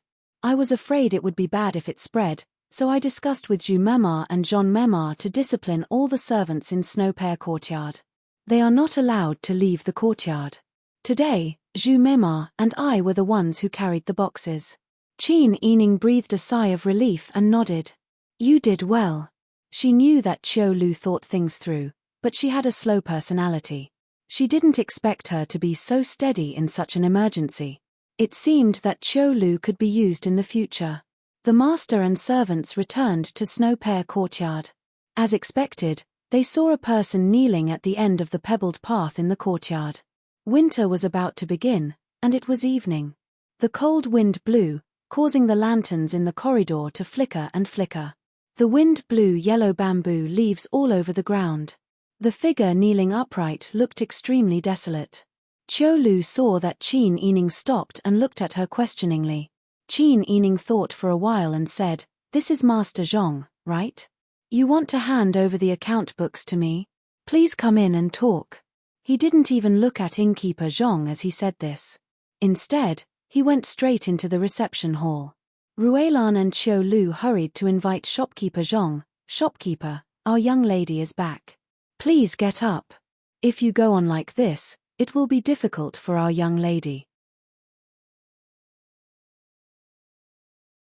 Chapter 33. Qin Yining sat at the head of the table. Ruelan and Qiu Lu stood to her left and right. She was silent and didn't immediately respond. Instead, she carefully examined shopkeeper Zhong. Zhong Yucheng was close to 60 years old. He was of medium height and was slightly plump. He wore a sapphire blue brocade gown with a pattern of fortune and a dark brown cotton cloak. He wore a warm hat on his head. In the middle of the hat was a sapphire the size of a fingernail. Just by looking at his attire, she could tell that he was a very respectable person. But right now, his face was miserable. His wrinkles were filled with the word worry. His white goatee trembled. When he saluted Qin Yining, he bowed very low as if he couldn't bear the weight. Qin Yining quickly calculated in her mind. A shopkeeper like shopkeeper Zhong was much more respectable than any shopkeeper she had seen when she was selling herbs outside. In the past, she should be the one nodding and bowing to others. But now, this shopkeeper was kneeling in front of her. She couldn't find a way to deal with it for a while. However, she was the new owner of Zhaoyun Agency. Although she could rely on the head shopkeeper for business matters, she still had to make some decisions. How to convince the public in the future all depended on today. Qin Yining thought of this. Her back straightened and her aura became stronger. Silence had always been the most profound response. Shopkeeper Zhong saw that the new owner was a young girl but could keep her composure. Thinking of the powerful Duchess Ding, he didn't dare to slight her and lowered his head even more. Ruelan and Qiu Lu couldn't help but admire their young lady. No other young lady had such grace and aura. The silence lasted for the time it took to brew a cup of tea. Then Qin Yining slowly spoke. Because she had to think, she spoke very slowly. But when she spoke, each word seemed to carry more weight. Master Zhong, did you come specially today for something important? Please stand up and respond. Ruelan, take a seat. Qiu Lu, bring good tea. Ruelan and Qiu Lu did as they were told. Shopkeeper Zhong stood up, bowed, and stepped back. He only sat down on one side of the table that Ruelan brought over. Then, he took over the white porcelain red plum tea bowl that Qiu Lu brought over with both hands and put it on the short table beside him. Qin Yining played with the lid of the teacup in his hand and said, "There are no outsiders here. If shopkeeper Zhong has something to say, please speak your mind. However, if you have any problems in the future, feel free to come and tell me directly. But if you continue to kneel like this in the middle of winter and don't get up, what will you do if you hurt your body? I still have to rely on you for my future business." Shopkeeper Zhong was a smart man. Hearing this, he immediately understood that Qin Yining was blaming him for possibly ruining the girl's reputation. He hurriedly got up and bowed. "Boss is right. This lowly one was reckless this time. I won't do it again in the future. It's just that today's matter is urgent, so I came here rashly."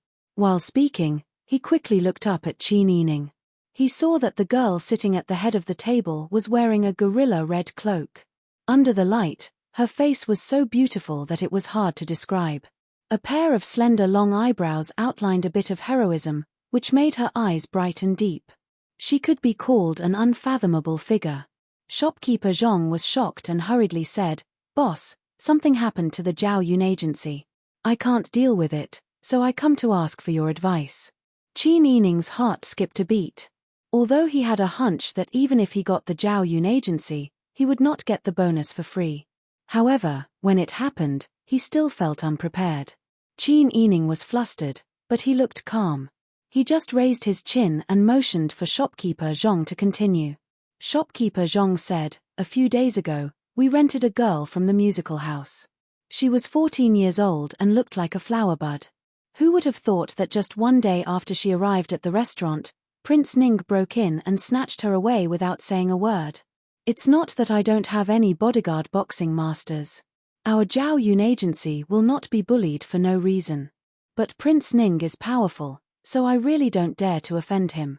Now this girl has been in Prince Ning's mansion for 3 days. The rented person was lost. I really can't explain it to the steward of the musical house, so I come to ask you to help me." There was a moment of silence in the room. It was so quiet that you could hear a pin drop. Ruelan and Qiu Lu were listening on the side.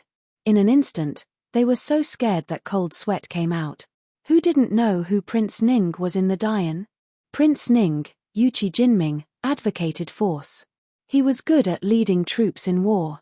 As the emperor's brother, he was favored by the emperor. The emperor had few children, and he once adopted Prince Ning's son as a prince. Although the emperor later had a prince, he gave the prince back to Prince Ning.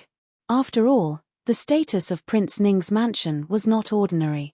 However, no matter how good Prince Ning was, he was a licentious and tyrannical person.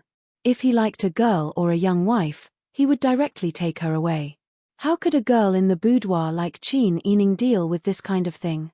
Just when Ruelan and Qiu Lu were complaining about the injustice and sweating for their master, they heard a clear laughter.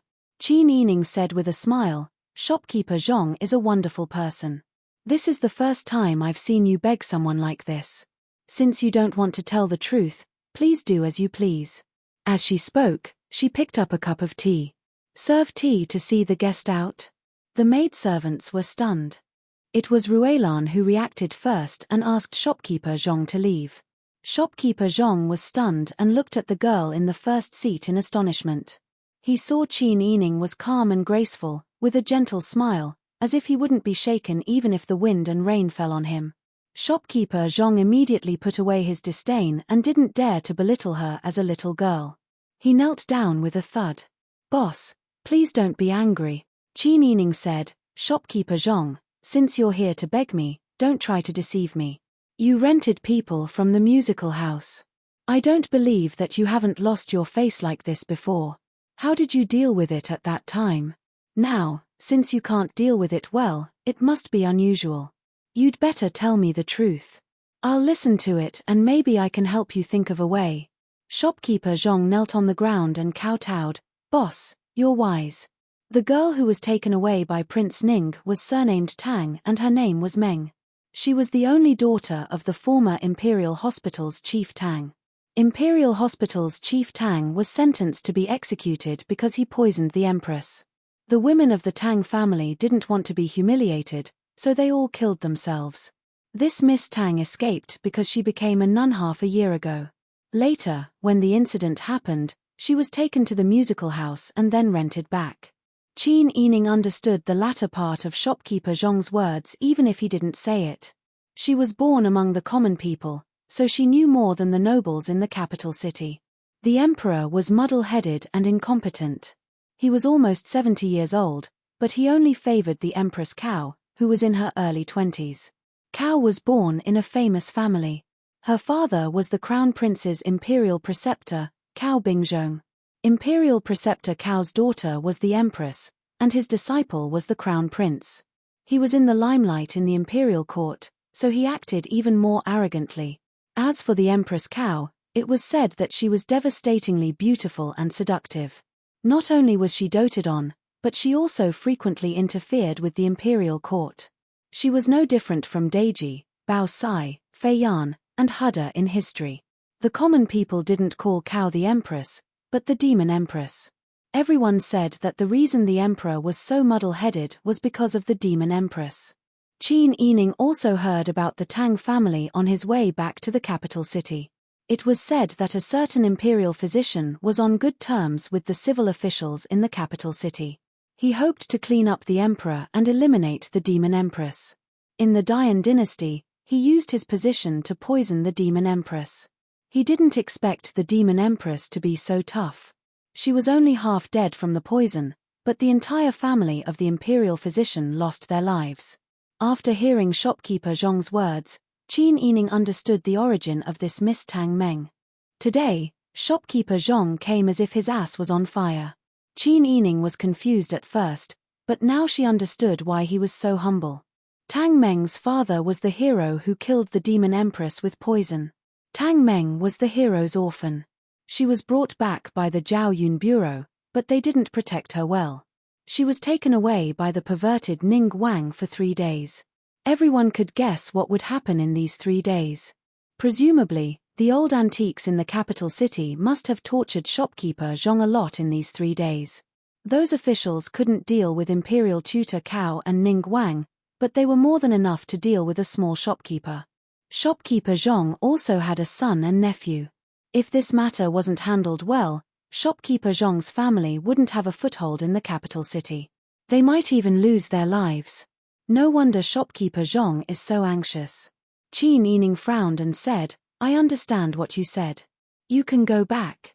He didn't say anything. Shopkeeper Zhong said anxiously, "Boss, please show this lowly one the way.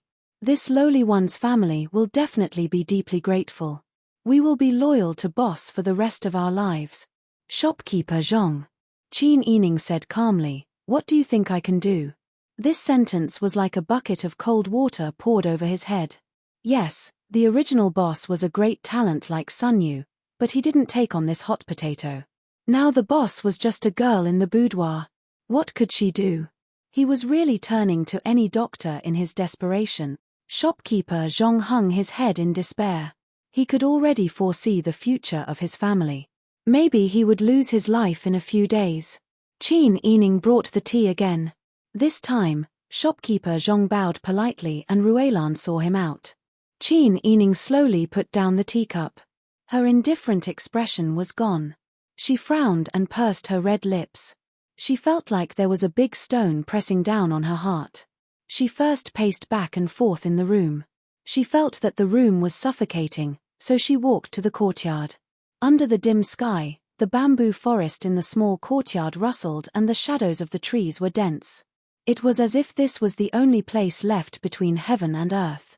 The anger in her heart was stirred up by a sense of justice. Bastard! Qin Yining was so angry that she couldn't help but curse. She fiercely kicked the stone stool, causing it to tilt and fall to the ground, making a muffled bang sound. Ruelan and Qiu Lu were shocked. Mema Zhu hid in the room and didn't dare to come out. Mema Zhon stood in the corridor of the side room and quietly watched Qin Yining. Ruelan supported Qin Yining. "Miss, don't be angry. Take care of yourself." Chapter 34. How could Qin Yining not know that the Tang family's fate was pitiful? But she was just a woman in her boudoir. Her biggest support was her father. She wanted to ask Qin Huayuan for help, but no matter how stupid she was, she knew that Qin Huayuan must have known about this matter a long time ago. He already knew, but he didn't do anything. This already explained his position. Zhao Yun Agency was originally Sun Yu's property. How could Sun Yu not know about this matter? Sun Yu and Duchess Ding both decided to ignore this matter. How could she intervene? Qin Yining thought quickly. If she didn't ask about this matter, what would it turn out to be? Seeing Qin Yining's bad expression, Qiu Lu realized that she had said something wrong. She didn't dare to say anything more. Seeing that Qin Yining had quieted down, Mema Zhon returned to her room. Only Qin Yining, Ruelan, and Qiu Lu were left in the courtyard. Qin Yining looked at the side rooms and the back seats.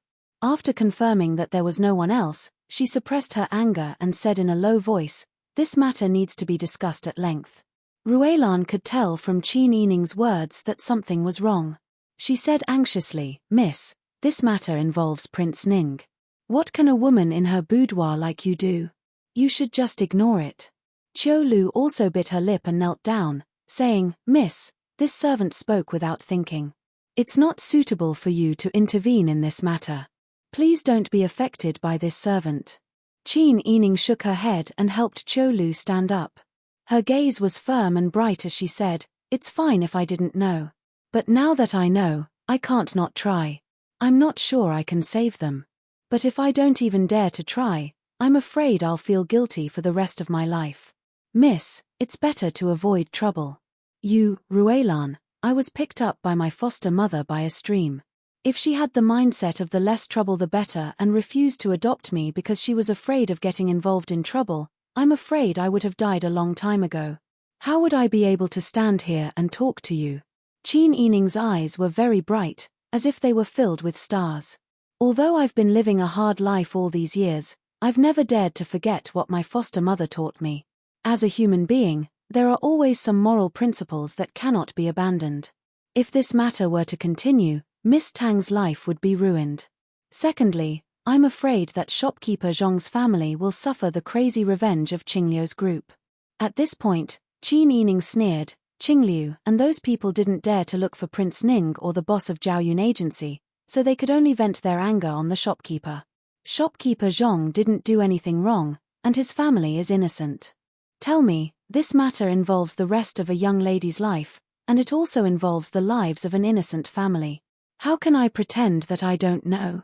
But young lady, what can you do?" Ruelan was moved by Qin Yining's words, but at the same time, she was worried about her master. Qin Yining shook her head, "I can't ask my father for help. I can only do my best and leave it to fate. Even if I can't save them, at least I've tried my best." Qiu Lu was inspired by Qin Yining's decision and her words. She nodded heavily, "Young lady, please tell me what you want me to do." Qin Yining chuckled, and her white teeth looked as beautiful as white porcelain in the night. "Just do your job well. You can't do anything else." Ruelan was a little worried, "Young lady, no matter what you want to do, if the Prime Minister and old Madam find out, they won't let it go. It will be very bad for you. It hasn't been easy for you to get to where you are now after coming back to the mansion. You should think twice before you act."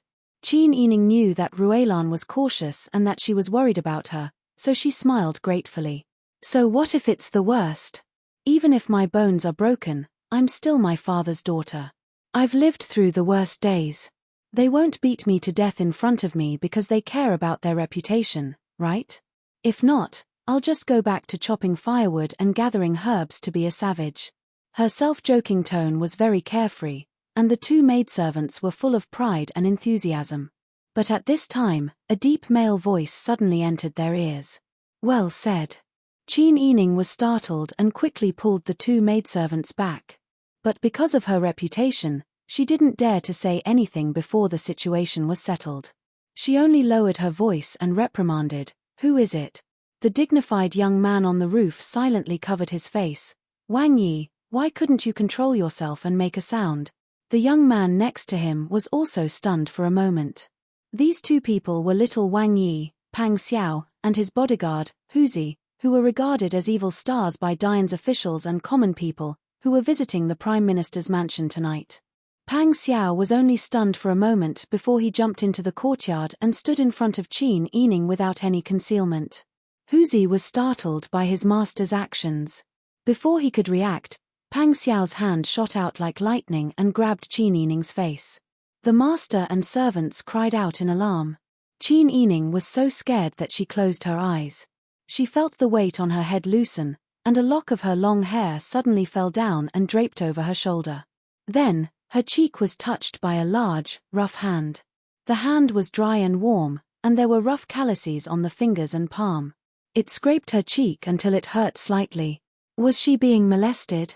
Qin Yining cried out in alarm and instinctively hit back. Who knew that she would hit empty air? When she looked again, the man's figure was no longer in front of her. She could only see a tall figure flipping over the wall. She could even hear that person's deep and pleasant laughter. The courtyard was still silent. The bright moon hung high in the sky, the palace lanterns swayed, and the shadows of the bamboos danced. Everything just now seemed like an illusion. "Miss, what's wrong?" Nanny Jean, Nanny Zhu, Liu Ya, and the rest heard the commotion and ran out with lanterns. When they saw Qin Yining and the two servants standing in the courtyard in a daze, they couldn't help but worry and went forward. "Miss, what's wrong? Did you sprain your ankle?" Qin Yining shook his head in shock. No, it's just that I almost fell and got a fright." Ruelan and Qiu Lu immediately realized the seriousness of the matter. A perverted thief had barged into the residence and even touched the miss. If news of this spread, how would the miss be able to face others? Both of them insisted that it was Qin Yining who almost fell. Nanny Zhu heaved a sigh of relief. "It's good that you're fine. Miss, it's cold outside. You should go back into the house." Nanny Jean didn't suspect anything and also said, "Miss, if you want to get some fresh air, you should take a walk in the sun during the day. Don't catch a cold now." A group of people clustered around Qin Yining and returned to the main house. At this time, outside the courtyard, Huzi was looking at his Wang Yi with a shocked expression. In his impression, his Wang Yi had always been strict and stern when dealing with people. His gaze was too sharp and he treated people very coldly. He was also very cautious and did things openly. When it was time to be unreasonable, he would be unreasonable, and when it was time to be cold, he would be cold. However, most of the time, he was very calm and self-controlled. However, what happened tonight completely shattered Huzi's understanding of his master. Wang Yi was holding a hairpin, right? He also seemed to have seen Wang Yi touch the miss's face. His unruly, domineering, and murderous Wang Yi actually jumped into a miss's courtyard in the middle of the night and snatched a hairpin. He even acted like a hooligan while he was at it. If he wasn't blind, then the world must be hallucinating. Pang Xiao looked at the hairpin in his hand with a wooden expression. The hairpin was made of jasper, and 3 flower buds surrounded a blooming begonia flower. It was small and exquisite. The girl's hair was black and shiny, and the hairpin shone brightly in her hair. What was even brighter was her bright eyes and shining teeth when she smiled. He didn't know what was wrong with him. The hand that was holding the hairpin still seemed to be burning. Her face was so smooth. The way she closed her eyes when she was frightened was so cute. And those small and moist lips, what the hell? Pang Xiao tucked the hairpin into his bosom and kept it close to his body. With a dark face, he strode forward as fast as the wind. Huzi hurriedly chased after him. "Wang Yi, the horses are ready. When are we leaving?" "Tonight." "That's good too. Old Madam and Old Madam have been invited to the palace by the Emperor. To prevent any changes, we have to hurry back to Shihua." "Yes." "Wang Yi, you've taken a fancy to Miss Qin, haven't you?" "Wang Yi, quiet, let's hurry." "Yes." At this moment, Qin Yining was staring blankly at the bean-sized light from the canopy. Who was that person just now? Her hairpin had been snatched away. If that person had bad intentions and used it to accuse her of having an affair with another man, her reputation would be completely ruined. She had even been touched on the face. Until now, she still felt her face burning. She could even feel the calluses on that person's palm rubbing against her face. That person should be someone who did manual labor or held a weapon all year round, right? Actually, she did not see the man's face clearly because the man's back was facing the light. She could only see his tall and thin figure clearly. She was only as tall as the man's shoulder. If the man wanted to kill her, he could have broken her neck with one hand. However, she didn't feel any murderous intent or hostility. She hunted all year round, so she was very sensitive to hostility and murderous intent.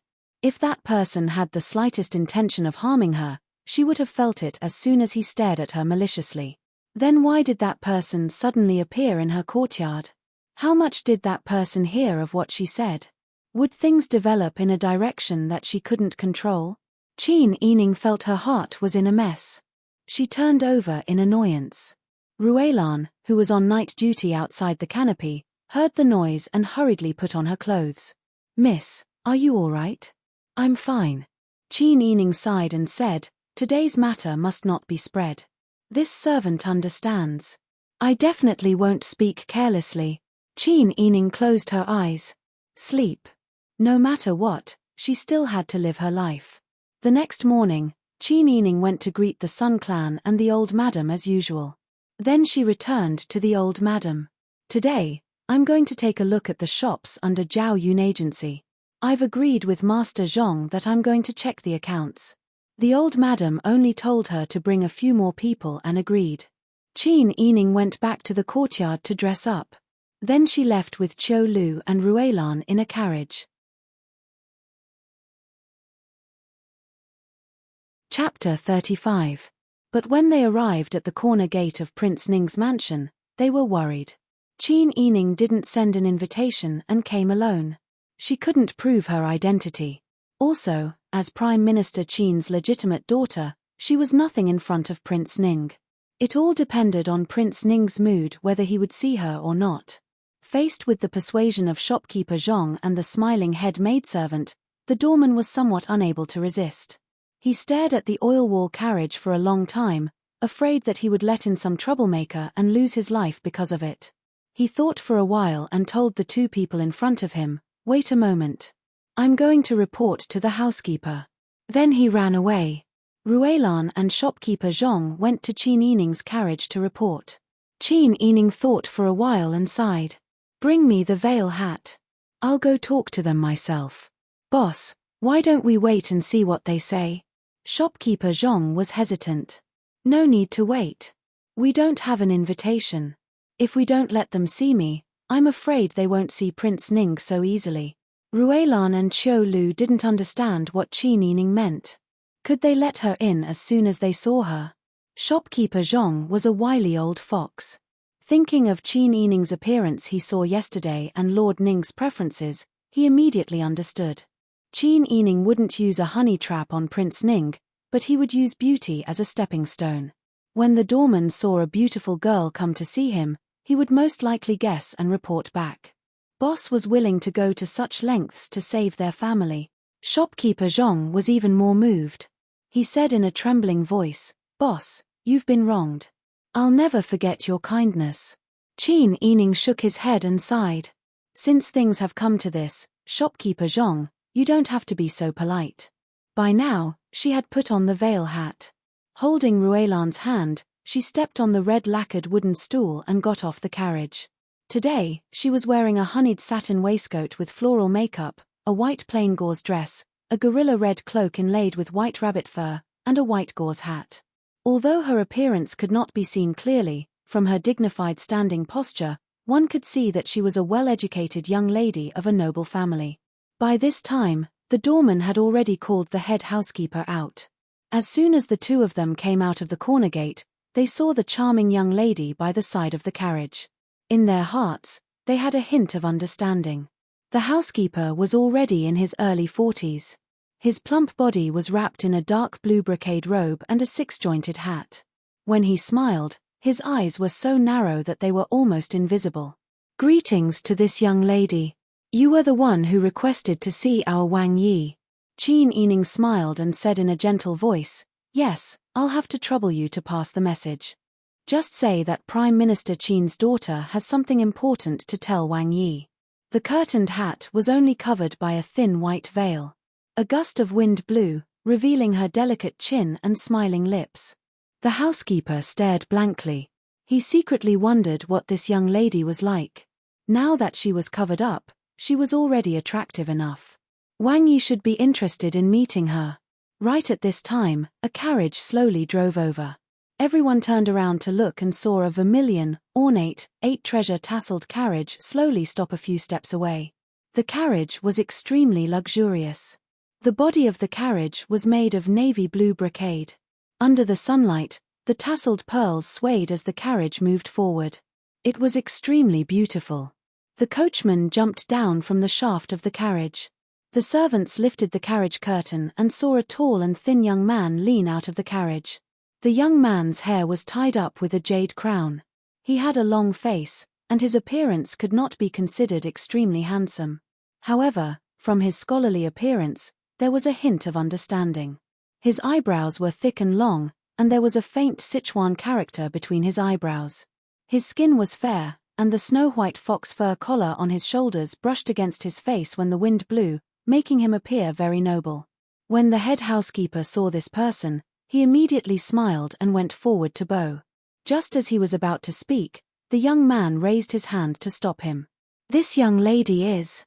The young man's voice was a bit hoarse. His gaze fell on Qin Yining. The head housekeeper respectfully replied, "She is the young lady of Prime Minister Qin's family.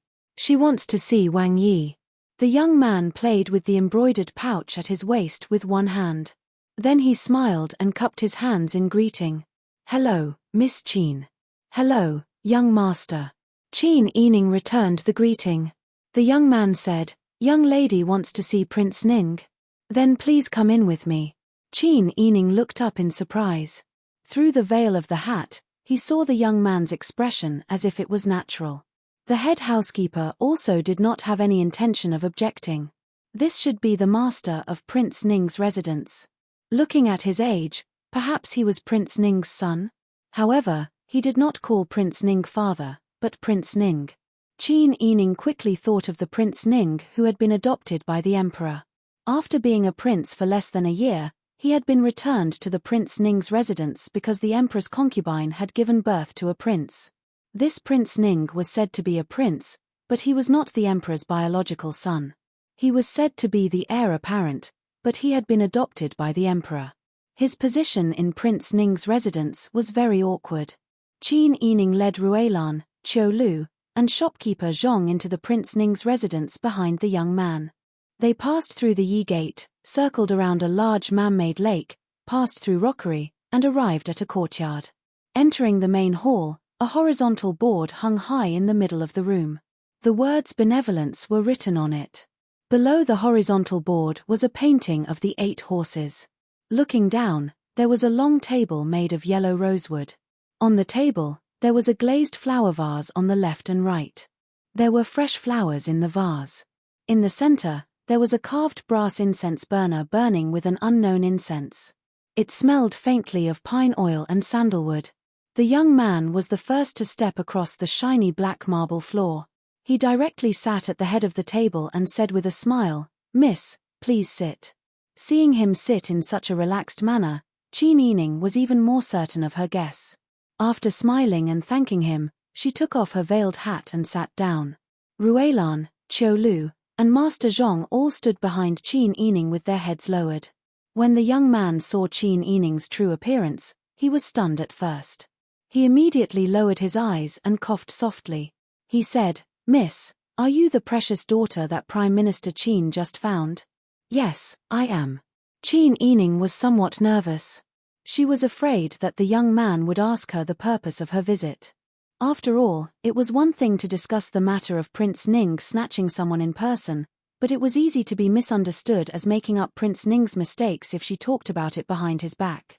As a result, Qin Yining deliberately didn't look at the young man.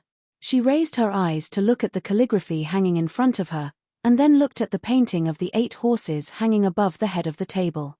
The painting depicted 8 majestic wild horses galloping across a grassland.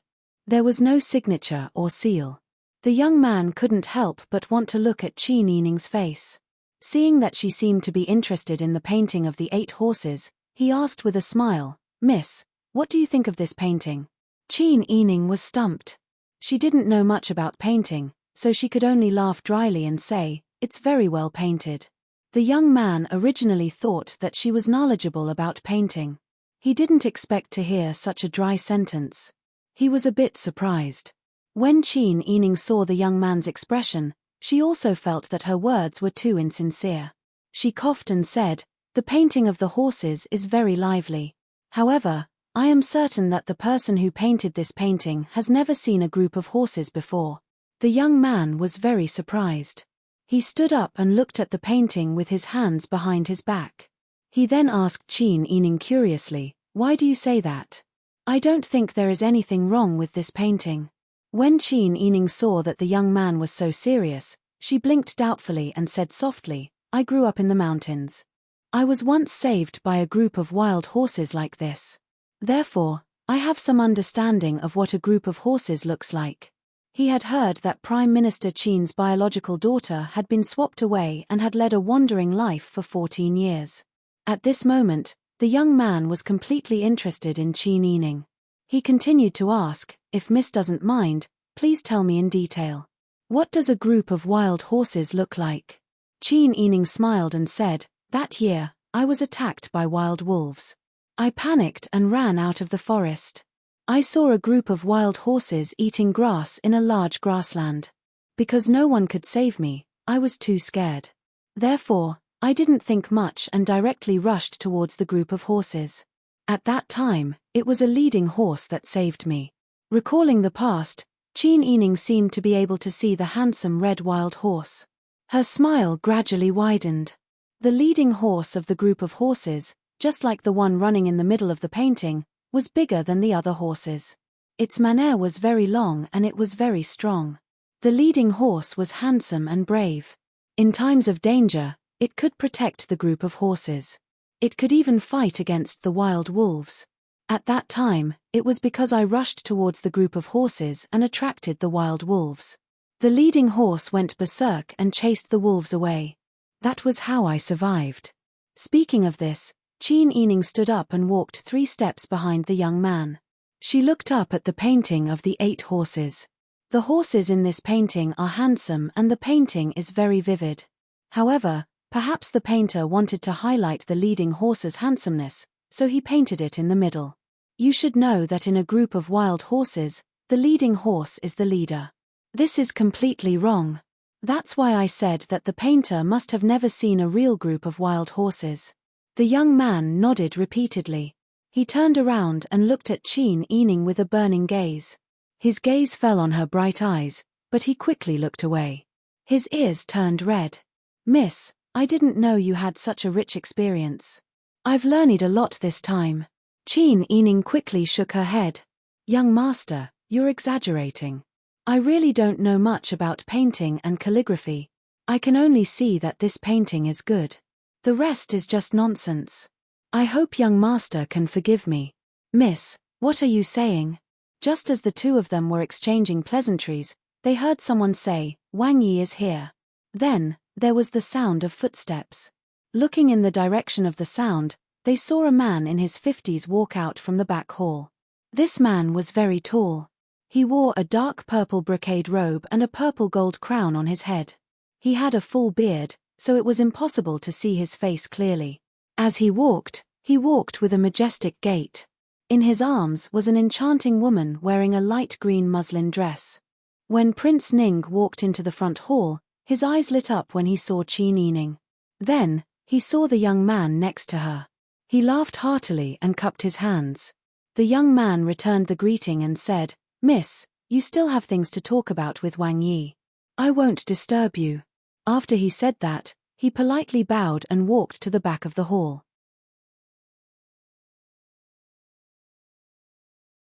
Chapter 36. As soon as they saw Prince Ning, Ruelan, and Qiu Lu, the two maidservants who had never seen such a big scene, were so scared that their backs were sweating. Even Master Zhong, who was experienced and knowledgeable, was so scared that he couldn't raise his head. Prince Ning had a reputation for being tyrannical and licentious. Because he led troops to war, he had a vicious aura around him. His voice was low and loud, and his words made people's hearts tremble. Whether it was the pressure of his status or his strength, ordinary people didn't dare to look at him directly.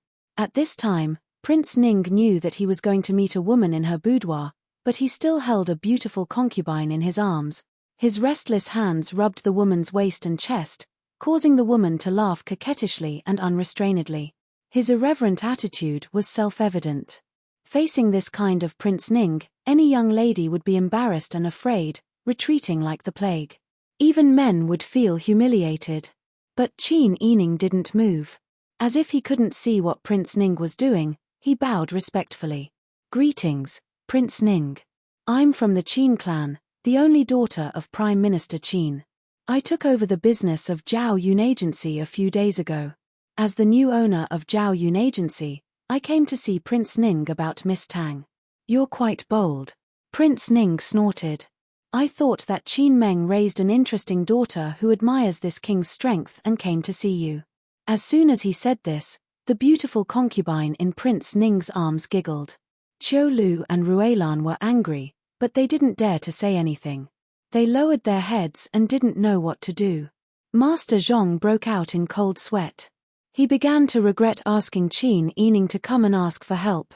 He actually wanted a lady in her boudoir to be humiliated in front of Prince Ning. Qin Yining didn't even frown. He just pretended that he didn't hear Prince Ning's words. He said, "Prince Ning is indeed powerful and famous. I grew up in the countryside and often heard people talk about Prince Ning's heroic achievements in leading the army to resist Da Ju. It's really admirable." Ning Wang did not expect that not only this girl was not frightened by him, she even flattered him. He could not help but find it amusing. Although he had a beautiful concubine in his arms, he leaned forward and laughed aloud.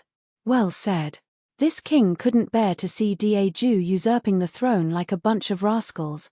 In the name of overthrowing tyranny, they're actually doing shameful things." Qin Yining also smiled. Ruelan, Qiu Lu, and Manager Zhong all let out a sigh of relief. Just when everyone thought that Qin Yining would continue to flatter Prince Ning, Qin Yining changed the topic and said, "But Prince Ning, do you know that if Miss Tang continues to be in your hands, your reputation will be ruined?" The slightly relaxed atmosphere became tense again because of this sentence. King Ning's thick eyebrows were tightly knitted, and the beard on his face seemed to be trembling because of anger. He roared with a rough male voice, "How dare you!" Manager Zhong was so frightened that his body trembled and he broke out in a cold sweat. The two maidservants' legs went soft and they directly knelt down. Qin Yining chuckled and said, "If I didn't have the courage, I wouldn't have dared to come to Wang Yi's place today. Wang Yi is wise and powerful, so he naturally has a good understanding of the current situation in Dian. Saying that Dian is invincible is pure boasting. I once struggled to survive in the border city of Liang and the surrounding big cities, so I naturally know that 9 out of 10 houses are empty and starving people are everywhere. The high officials and nobles in the capital are like frogs at the bottom of a well who don't know the hardships of the outside world. But with Wang Yi's experience and wit, how could he not see that in Dian, there will be a day when the city will be breached?" These words directly made Master Zhong's body go soft and he directly knelt down. Ning Wang's face darkened and he angrily glared at Qin Yining. "You woman, how dare you? You actually dare to curse me in Dian? Do you believe that this king can tear you to pieces at any time without informing your father?" Qin Yining's heart trembled when she saw Ning Wang's rage. But things had already come to this point, and the arrow had already been marked on the bow. She curtsied and said, "The reason Wang Yi is angry is because I'm speaking the truth. Moreover, I'm not saying this to slander Dian. If there really is a day when the country is breached, although I'm a woman, I won't be greedy for life and afraid of death. What I'm saying today is all for Wang Yi's sake." Qin Yining's eyes sparkled like stars. Wang Yi knows in his heart that in the future, there will be a day when the soldiers will arrive at the city gates. Since ancient times, whenever a monarch does something wrong, there will always be a devilish woman by his side. Deji, Taizhen, and the like might end up like the Empress in the future. Today, Director Tang is a criminal who attempted to murder the Empress, but in the future, there will be a day when he will be a hero who dies to eliminate the Demon Emperor. When that day comes, it will probably be a completely different world. When that time comes, what will Your Highness Ning Guang do? After Qin Yining said this, she lowered her head and didn't say anything else. She had already said everything she wanted to say. Now it was up to Ning Guang to decide. Whether it would succeed or not, she had already done her best. At this time, Ning Guang had already repeated Qin Yining's words over and over in his mind. In reality, the meaning of Qin Yining's words was very clear. In the future, if there really was a day when the soldiers of Daju arrived at the city gates, with the emperor's muddle-headedness and cowardice, he would definitely push out a scapegoat who would bring disaster to the country and its people. The empress, who had mesmerized him in the past, would be the first choice. Once the empress was pushed out, there was no doubt that she would die. The Cao family would become criminals and would never be able to rise again. Moreover, if there really was such a day, perhaps the Dian would no longer exist. Just as Qin Yining had said, when the time came, the world would be turned upside down, and there would be a new world. As a member of the imperial family, if Ning Guang wanted to live peacefully in the world, it wouldn't be as easy as it was now. If he still kept the daughter of the Tang family by his side, those tigers and wolves in Qinglu couldn't touch him now, but what about in the future? Ning Guang had always understood this. What he didn't expect was that a woman in the boudoir could not only think so far ahead, but also had enough courage to say such rebellious words in front of him. Moreover, she didn't do it for herself, but to save people. It seemed that this woman wasn't a vase with an empty appearance. She was an intelligent and chivalrous woman with a hidden beauty. When Ning Guang looked at Qin Yining, admiration flashed through his eyes. Ning Guang didn't say anything, which made everyone in the room nervous. There was a thin layer of sweat in Qin Yining's palms. She could feel that Ning Guang had been using his knife-like eyes to cut her body, as if he wanted to peel off a layer of her skin. It wasn't that she wasn't afraid, but since she had decided to save people, she couldn't back down. After a while, Ning Guang said coldly, "Miss Tang is indeed in this king's hands. If you want to take her back, what are you going to do with her? Send her back to the musical house?" Qin Yining was delighted. Since Ning Guang said so, there was hope. She thought for a while and said, "This thing has become so big that I don't plan to send Miss Tang back to the musical house. If Wang Yi really gives her to me, I want to take her with me and make her my maidservant. As for how to explain it to the musical house, I think they won't dare to do anything with Wang Yi's deterrence, as long as Wang Yi is willing to give her to me. If she was outside, she would inevitably be targeted by Grand Preceptor Cao's people. Even if she was rescued now, she would lose her life in the future. Anyway, she was the daughter of the Prime Minister, so those people would have scruples about her." Hearing this, Ning Guang laughed loudly. His laughter shook the dust on the beam and almost made it fall down. He patted the beautiful concubine's perky butt in his arms. The beautiful concubine understood. She glanced at Ning Guang coquettishly and walked into the back hall, swaying her slender waist. Not long after, she heard a series of footsteps coming from afar. She looked up and saw two maidservants accompanying a little Taoist nun around the floor-to-ceiling window.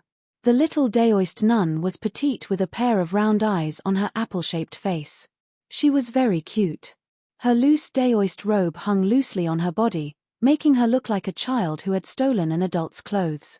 Seeing the little Taoist nun, Ning Guang said with a smile, "Sister Meng, did you hear what they said just now?" The little Taoist nun turned to Qin Yining and smiled sweetly. The two cute dimples on her cheeks were very obvious. "I heard everything.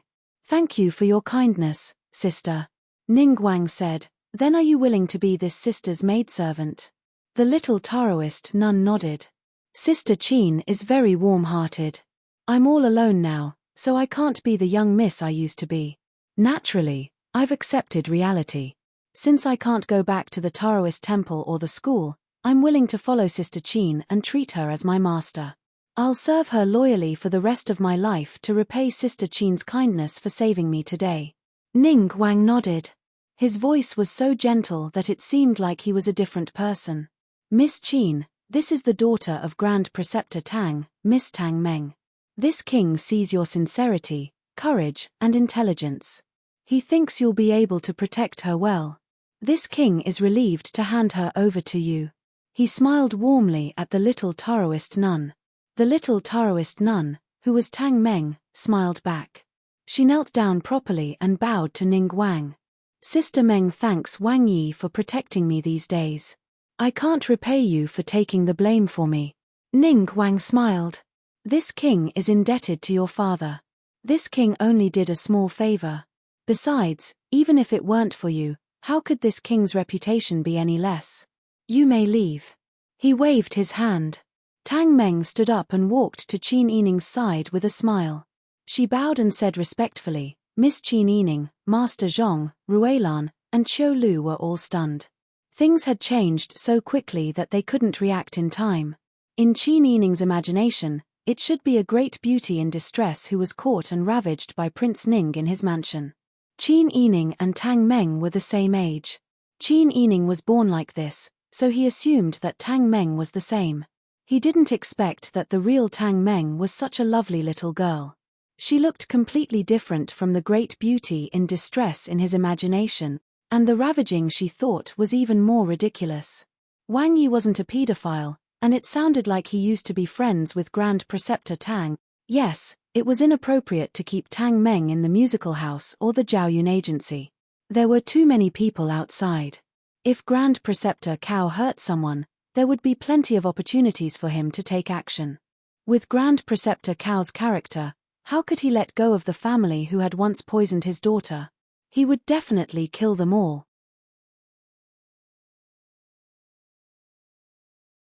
Chapter 37. The truth suddenly hit Qin Yining in the face and caught her off guard. He vaguely felt that he had been fooled. But looking at the lovely girl with an apple-like face and big eyes in front of him, Qin Yining felt lucky. Fortunately, Tang Meng was fine. Fortunately, things were not as he imagined. "Thank you, Wang Yi." Qin Yining solemnly bowed to Prince Ning. "Then I'll take Miss Tang away." Prince Ning calmly sat in the first seat and waved to Qin Yining. Qin Yining smiled at Tang Meng and said, "Miss Tang, please come with me." "Miss, you don't have to be so polite. Just call me by my name. From now on, you will be the master, and I will be the servant. I will never forget the kindness you showed me today." Tang Meng blinked her big round eyes and said very seriously. Qin Yining smiled bitterly. "I didn't save you. It seems like my actions were superfluous." Tang Meng shook her head repeatedly. "Miss, since my father asked me to become a monk with the pharmacopoeia handed down in my family, I knew that something would happen to the Tang family sooner or later. But then I really ruined it.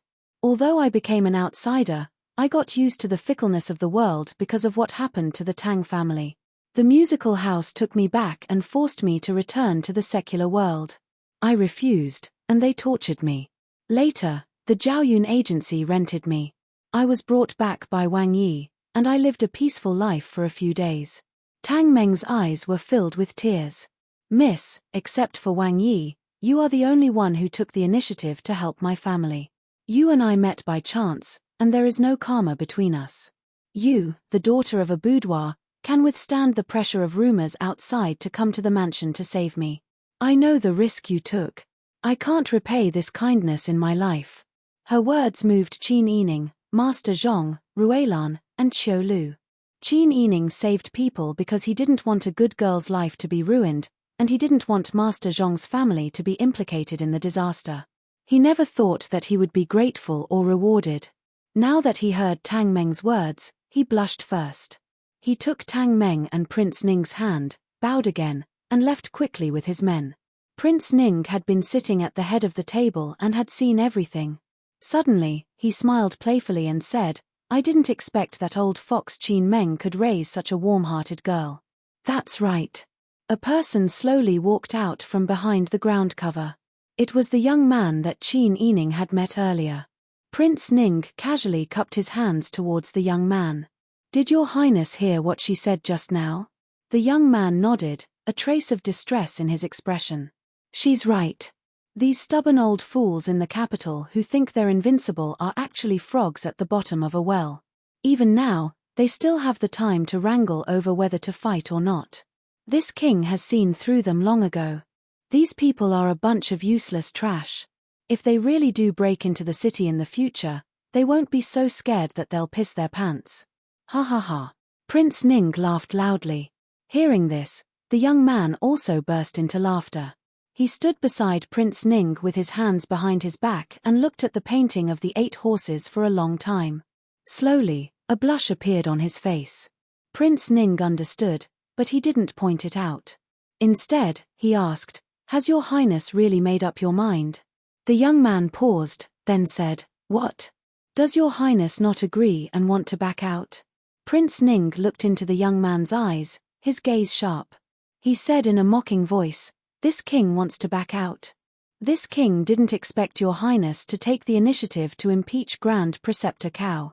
This king has always thought that your highness was only a master of calligraphy and painting and didn't care about politics." The young man smiled bitterly. "Is your highness laughing at my lack of achievements for many years?" Prince Ning laughed loudly and said, "This king originally only wanted to make an alliance with Duke Ding, but that little fox son Yuan Ming refused to take a stand. Today, to help you and me, he even pulled in Qin Meng. Now, it's easier to impeach that old thing Cao Bingzhong." The young man was a little worried. "I'm afraid that Prime Minister Qin won't agree." "He has to agree even if he doesn't want to. His good daughter has made the decision for him. No matter what, Tang Meng is already his daughter's maidservant and will be protected by the Qin's mansion. Qing Liu and those two-faced cowards will definitely take a side when they see this result." Prince Ning patted the young man's shoulder to comfort him, saying, "Your Highness, don't worry. This matter will definitely succeed. That coquettish woman babbles all day long and doesn't do anything serious. She can't give birth to an egg, and she wants to cut off my brother's bloodline? That's just wishful thinking. Even a little girl knows her end, but she herself can't figure it out. How ridiculous. This king is going to expose her coquettish appearance this time. Let's see what she can do without her father's support." At this time, Qin Yining had already taken Tang Meng into the carriage. Master Zhong, Ruelan, and Qiu Lu were all following outside. They rushed all the way to the Cloud Stepping Inn under the banner of Zhao Yun Department. Qin Yining smiled and said, "You stay in the inn first. In these 2 days, I'll find an opportunity to come out and take you to renounce asceticism. After renouncing asceticism, you'll enter the mansion and follow me. We can also take care of each other in the first place." "Yes." Tang Meng smiled and nodded. "Miss, you don't have to be so polite with me. I'll be your maidservant from now on. You can just order me around." Qin Yining nodded. She didn't expect Tang Meng to accept reality so calmly. Perhaps it was easier for people to recognize their own position after experiencing a great storm and being unable to turn the situation around and being driven into a corner. The group of people arrived at the Cloud Stepping Inn. Qin Yining ordered Master Zhong to arrange a secluded courtyard for Tang Meng to settle down first. Then she called Master Zhong over and said, "I'll have to trouble Master Zhong to take care of Miss Tang. I'll think of a way to come out in these 2 days." At this time, Master Zhong had resolved the crisis and was feeling refreshed. When he looked at Qin Yining again, his eyes were filled with respect and intimacy. He bowed and said, "Miss, don't worry. I'll definitely do it well." Qin Yining heard the change in the way he addressed her. She smiled and said, "Good. In the future, I'll have to rely on Master Zhong for many things. It's just that it's getting late today. The matter of checking the accounts can only be changed to another day." "Yes, miss, don't worry. This little one has already seen the accounts sent over. When miss has the time, you can look through them. If the Fu's old lord asks, miss can say that you went around the shops under Zhao Yun Agency today and inspected them. You can come out another day to check the accounts. We have 3 restaurants under our banner. They are Returning Forest Restaurant, Drunken Cloud Restaurant and Jade Cup Restaurant. There are also 2 inns. One is the Cloud Stepping Inn that we're currently at. The other is Yu Sheng Inn on the Eastern Main Street. Master Zhong is quick-witted. I'll just reply like that. Qin Yining looked at the sky and said, "It's getting late. I should go back." "Yes, this little one will have them escort, miss. This little one's entire family will definitely repay miss for saving our lives. Miss, please accept my bow." Master Zhong said this and knelt down to pay his respects. Qin Yining helped Master Zhong up and said with a smile, "Master Zhong, you don't have to be so polite. In the future, we need to support each other even more to go further." Master Zhong nodded with a smile. "Miss is right." Qin Yining told Master Zhong to take good care of Tang Meng and arrange for Tang Meng to return to the secular world. Then she left with Ruelan and Qiu Lu, hurrying back to the Prime Minister's Fu. In the carriage, Ruelan and Qiu Lu were originally excited. However, when they saw Qin Yining's expression, they became worried. He had successfully rescued her, but why did the young lady not look happy? Both of them had questions. Ruelan thought more, so she didn't immediately ask. Qiu Lu, on the other hand, was straightforward and asked, "Miss, why are you unhappy?" Qin Yining came back to her senses and murmured with a sigh, "This time, I'm afraid something bad is going to happen." "What?" Ruelan and Qiu Lu's hearts skipped a beat. They said nervously, "Why do you say that? What's going to happen?" Qin Yining said in a low voice, "Think about what Ning Guang said today and his attitude. He took her away to protect Miss Tang. However, he pretended to kidnap her and didn't explain to the Zhao Yun agency. He allowed the notoriety of kidnapping to spread throughout the capital." "Why?" Ruelan and Qiu Lu were stunned. "He did this just to use Qingliu to put pressure on the Zhao Yun agency. If the Zhao Yun agency really couldn't withstand the pressure and went to Ning Guang to ask for Miss Tang, I think they would be able to get her back easily like today." "Miss, you mean?" Ruelan thought it through and couldn't help but turn pale. Everyone knows that Ning Guang kidnapped Miss Tang and refused to return her. However, when the Zhao Yun agency went to ask for her, Ning Guang actually returned her.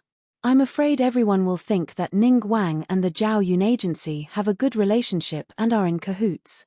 In the past, the owner of the Zhao Yun agency was my eldest cousin, and he had the Ding General Manor behind him. If things went according to the original development, everyone would think that Ding General Manor and Ning Guang were in cahoots. But now, I'm the one who started it. I'm not only the daughter of the Prime Minister, but also the granddaughter of Ding General Manor. Qin Yining's face was very pale when she said this, and her hands and feet were as cold as ice. "This time, I'm afraid that I fell into Ning Guang's trap on behalf of my eldest cousin. I accidentally tied Ding General Manor and the Prime Minister to Ning Guang's side. Just wait and see. It won't be long before the news that I successfully took Miss Tang away will spread." Qiu Lu's eyes turned red when she heard this. She stomped her feet and said, "I thought that Ning Guang was a chivalrous person.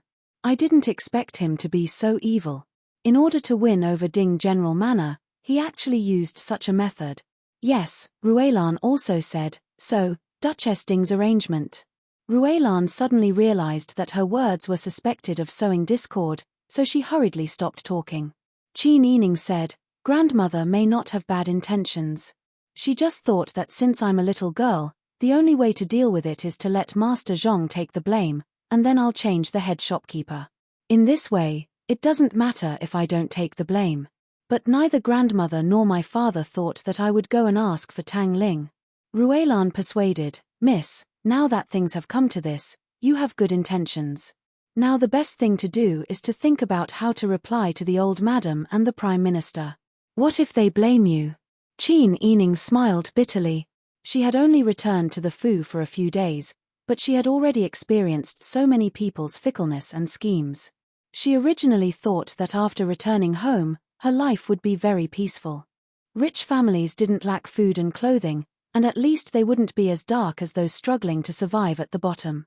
But she didn't expect that the people in these wealthy families would scheme and frame others for benefits and power. They weren't any less than those struggling to survive in the streets. Qin Yining took a deep breath and forced herself to calm down.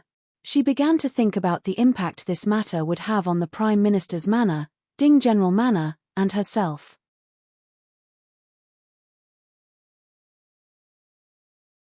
Chapter 38. By the time she returned to the Prime Minister's residence, the sky had already darkened, and it was snowing. Qin Yining walked to Xixiao Garden with a paper umbrella under the service of 2 maidservants. She first went to greet Old Madam. Old Madam had just set up dinner. The members of the Sun Clan, Second Madam, and Third Madam were all respectfully waiting on the side. Qin Huaining accompanied Old Madam to eat. "Sister Yi, you're back. You haven't eaten dinner yet, right? Come and eat with me." Seeing Qin Yining enter, Old Madam smiled and instructed Ji Xiong, "Send someone to bring Mrs. Food box over." Ji Xiong smiled and answered, "Yes." When he passed by Qin Yining, he respectfully bowed before leaving. "Many thanks, Old Madam." Qin Yining was slightly relieved. At the very least, she would be able to eat this dinner. On the way back, Qin Yining had already imagined several ways her father and Old Madam would punish her. None of them would be easy. The worst-case scenario was that it would happen immediately and she wouldn't have time to prepare. She could be considered lucky to be able to eat her fill before the incident happened. Qin Yining thought optimistically. For a moment, she felt that if her father and Old Madam knew that she only thought about eating, they might be angered to death. She also felt that it was funny. The depression of doing a good thing but getting into trouble was finally relieved. After eating dinner, Qin Yining told Old Madam what she had discussed with shopkeeper Zhong. "Today, I looked around and was delayed for a few hours. I have to go check the accounts another day." Old Madam didn't care about these things. Qin Yining was a girl. In any case, she wouldn't cause trouble for her. Just as the room was filled with harmony, they suddenly heard footsteps outside, followed by a servant's respectful greeting, "First Master." "Old Madam, First Master is back." Someone replied into the room and lifted the bamboo curtain for Qin Huayuan. Qin Yining's heart skipped a beat. He knew that things were not going well, so he stood up with Huaining and stood to the side. Qin Huayuan entered the door. He first bowed to the Old Madam, then nodded to the Sun Clan, Second Madam, and Third Madam. Old Madam asked with concern, "Has Brother Meng eaten dinner yet? Should I ask them to prepare?" "There's no need, Mother. I still have something important to do." Qin Huayuan turned around and looked at Qin Yining. His eyes were cold. It was a coldness that Qin Yining had never seen on Qin Huayuan before. Qin Huayuan looked at Qin Yining's face, which was very similar to his own when he was young, and his clenched fists tightened. His voice was trembling and hoarse as he suppressed his anger. He asked fiercely, "Qin Yining, what have you done today?" This reprimand shocked everyone who had been chatting and laughing. Everyone looked at the father and daughter who were confronting each other at the same time. Qin Huaining used a lot of effort to prevent himself from showing a gloating expression. Sun Clan's wife asked with a puzzled expression, "What's wrong with Lei Oi? If there's anything, we can talk about it. Don't disturb Mother." After the incident at Duke Ding's Fu, she had changed her view of Qin Yining and subconsciously wanted to protect her. Qin Huayuan was too lazy to pay attention to this woman from the Sun Clan. He didn't even look at her and only stared straight at Qin Yining. Qin Yining sighed softly. She lifted her skirt and knelt down, saying, replying to father, "Daughter fell into Prince Ning's trap today. Things have indeed developed in a direction that daughter didn't expect." Old Madam, Sun Clan, Qin Huaining, and the others didn't understand what she meant. Upon hearing this, Qin Huayuan's uncontrollable anger, which was like a volcanic eruption, was suddenly choked. He originally thought that Qin Yining was young, spirited, chivalrous, impulsive, and brainless young miss. However, the words "fell into Prince Ning's trap" quietly showed him her political sensitivity. It seemed that he had underestimated his daughter. Not only was she courageous, but she was also very intelligent. Qin Huayuan was originally full of anger and wanted to punish Qin Yining, but now he felt a burst of helplessness. He thought, it would be great if this wasn't a daughter, but a son. If he had a son who could cause such trouble for him and come home nervously to ask for his father's support, the scene would be very interesting. Unfortunately, Qin Huayuan pursed his lips and stared at Qin Yining without saying a word. Qin Yining knelt submissively with her back ramrod straight. Although her expression was calm, she was so nervous that her hands and feet were cold. Everyone didn't understand what kind of riddle the father and son were playing. Old Madam couldn't help but ask, "Brother Meng, what exactly happened?" Qin Huayuan sighed, lifted his clothes, and sat down on the side. He then recounted how Qin Yining single-handedly went to Prince Ning's mansion to ask for Qin Yining and successfully got her back. The group of people was dumbfounded. "How dare you? Sister Yi, how dare you?" Old Madam pointed at Qin Yining and said, "A girl in the boudoir actually dared to meet an outsider without permission. Have you learned the rules these days?" She then angrily glared at the Sun clan and said, "Eldest daughter-in-law, this is the good girl that you taught." The Sun clan felt that they had lost face. She rushed up and fiercely slapped Qin Yining. This time, she used all her strength. Her sharp nails scratched Qin Yining's cheeks, leaving 2 bloodstains. The Sun clan's hands hurt from the slap. Qin Yining's cheeks quickly swelled from the slap, and a trace of blood flowed down from the corner of his mouth. The Sun clan's hatred wasn't appeased. They were reprimanded by Old Madam for not teaching their daughter well, so they felt very wronged and couldn't help but scold. "I told you to restrain your vulgar behavior after returning to the mansion, but you didn't listen. Where did a girl like you get such courage to take the initiative to meet an outsider? Did you listen to my words in one ear and forget them in the other? You're not sensible, but you caused our eldest branch to be humiliated. I'll beat you to death, you unfilial daughter." The Sun clan raised their hands and was about to slap her again. Qin Huayuan coldly looked at Old Madam and the Sun clan's teaching. He only listened to their women's opinions and couldn't grasp the main point at all. They even revolved this matter around the topic of not meeting an outsider. He felt a burst of weariness in his heart. How could these people understand the matters of the imperial court?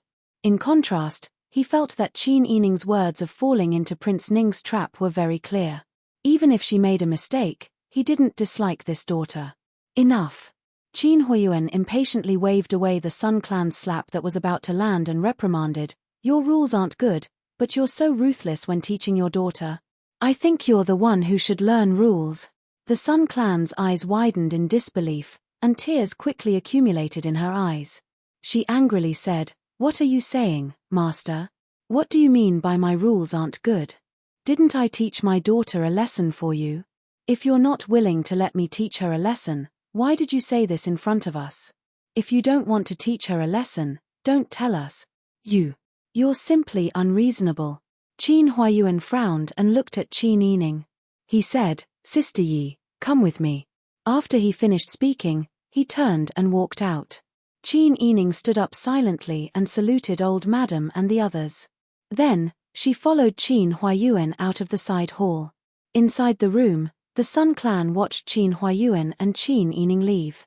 She was so angry that she cried loudly and pounded the short table with grievance, causing the porcelain on the table to jingle.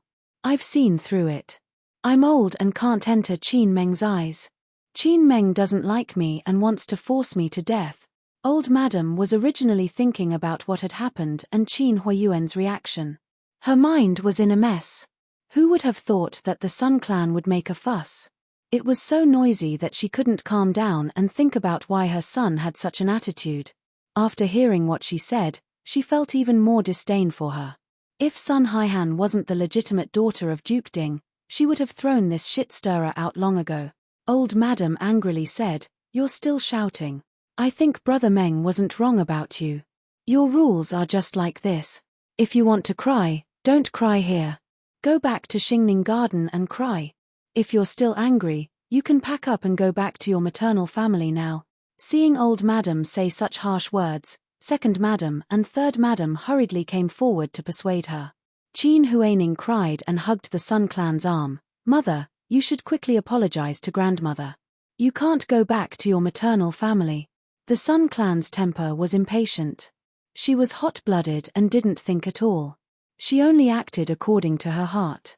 After hearing Qin Huaining's persuasion, she stood up and slammed the table. "Can't? Why can't I? If you have the ability, then let Qin Meng divorce me now. I can't give birth to a son. Qin Meng's concubines can't give birth to an egg. I know Old Madam has long blamed me. She doesn't like me anyway. If you have a candidate, then bring Qin Meng in to give birth to a son for him. I don't care anymore. After the Sun Clan finished speaking, she turned around and walked out. After taking 2 steps, she didn't forget to pull Qin Huaining, Sister Hui, come with mother. She didn't want to stay in the Fu and be bullied. Qin Huaining's expression changed, and she hurriedly shook her head. Mother, don't go. Daughter also won't go with you. What a joke. If she went to Duke Ding's Fu now, she would be hated by Duke Ding's wife. However, the Sun Clan made up her mind. She had lost face tonight. She must make Qin Huayuan carry her back in a palanquin with 8 carriers. The last time she came back, she took the initiative to apologize. It was enough to make her angry. Could it be that she had to endure it every time? The Sun Clan didn't care about Qin Huaining's persuasion and pulled her away. Old Madam was so angry that she pounded the table and almost threw out the brass tobacco pouch next to her. Scram, scram, scram. This kind of upbringing, I've also learned something new. My Meng Ji is cultured and refined, educated and reasonable. How could I be so blind to bring back such a shrew for him? Second Madam inwardly rolled her eyes. Back then, wasn't it because she wanted to climb up the big tree that was Duke Ding's Fu? Why didn't she dislike her eldest sister-in-law for being a shrew when she borrowed other people's strength to climb up? Second Madam couldn't stand Old Madam's ungrateful appearance, so she didn't take any action. Third Madam immediately went forward to persuade Old Madam, coaxing her to not get angry.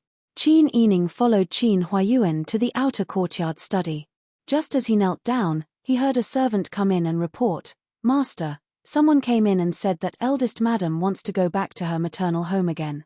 They're making a fuss right now. Mother Jin of Xingning Garden sent someone to reply, begging you to go back and take a look."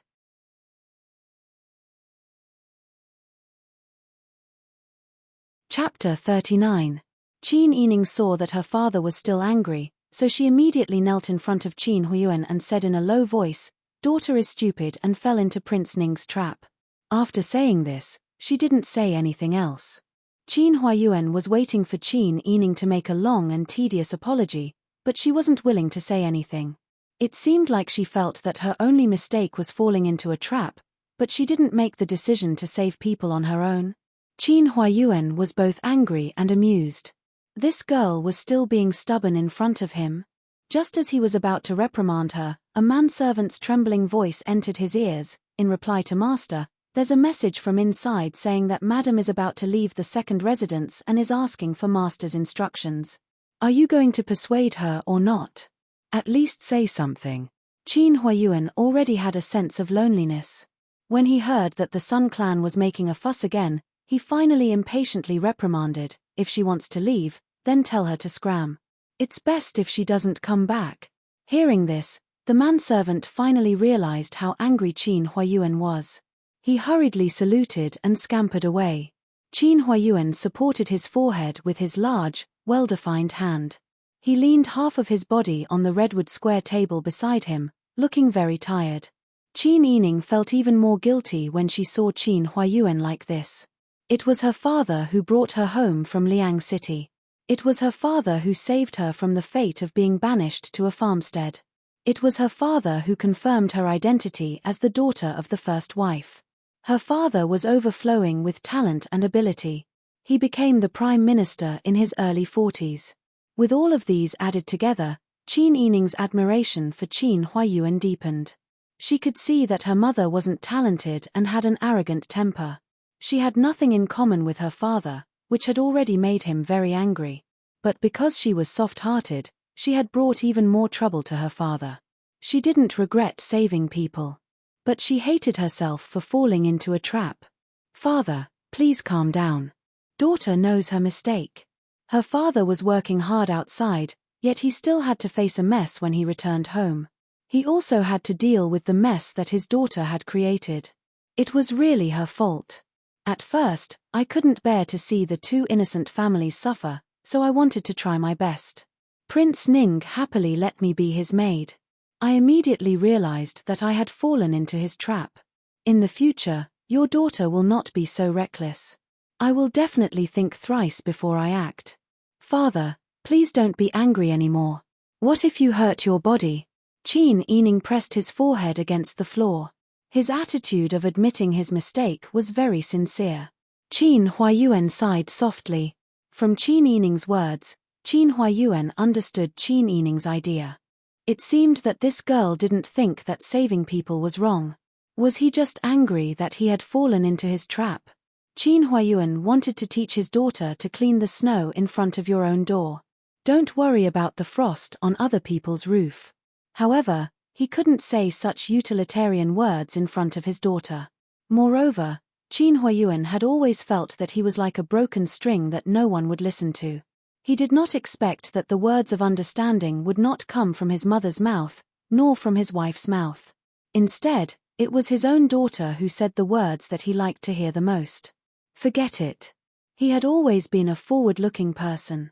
Since it had already happened, he wouldn't hold on to it and refuse to let it go. Instead of complaining to the heavens and the earth, it was better to think of a way to deal with it. Thinking of this, Qin Huayuan said, "Servants." Outside, a manservant immediately responded. Qin Huayuan looked down at Qin Yining, who was kneeling on the floor, and said slowly, "Take fourth young miss to the ancestral hall to reflect on her mistakes. She's not allowed to come out until she has thoroughly read and memorized women's commandments and internal discipline. During this time, fourth young Miss's maids are not allowed to serve her. They are all locked up in Snow Pear Courtyard to reflect on their mistakes." "Yes." Daughter thanks father for his teachings. Qin Yining kowtowed and respectfully retreated. The news that Qin Yining was locked up in the ancestral hall to memorize books quickly spread throughout the Fu. When the news reached the ears of the Sun Clan, who was still in front of the drooping flower gate, she was so angry that she immediately smashed the brass heater in her hand, creating a dent in the heater and spilling charcoal all over the floor. She's truly a jinx. Ever since she came back, she hasn't had a single day of peace. Mother Jin sighed and said, "Madam, please calm down. Let's not stay here anymore. Let's return to Xingning Garden first and discuss further."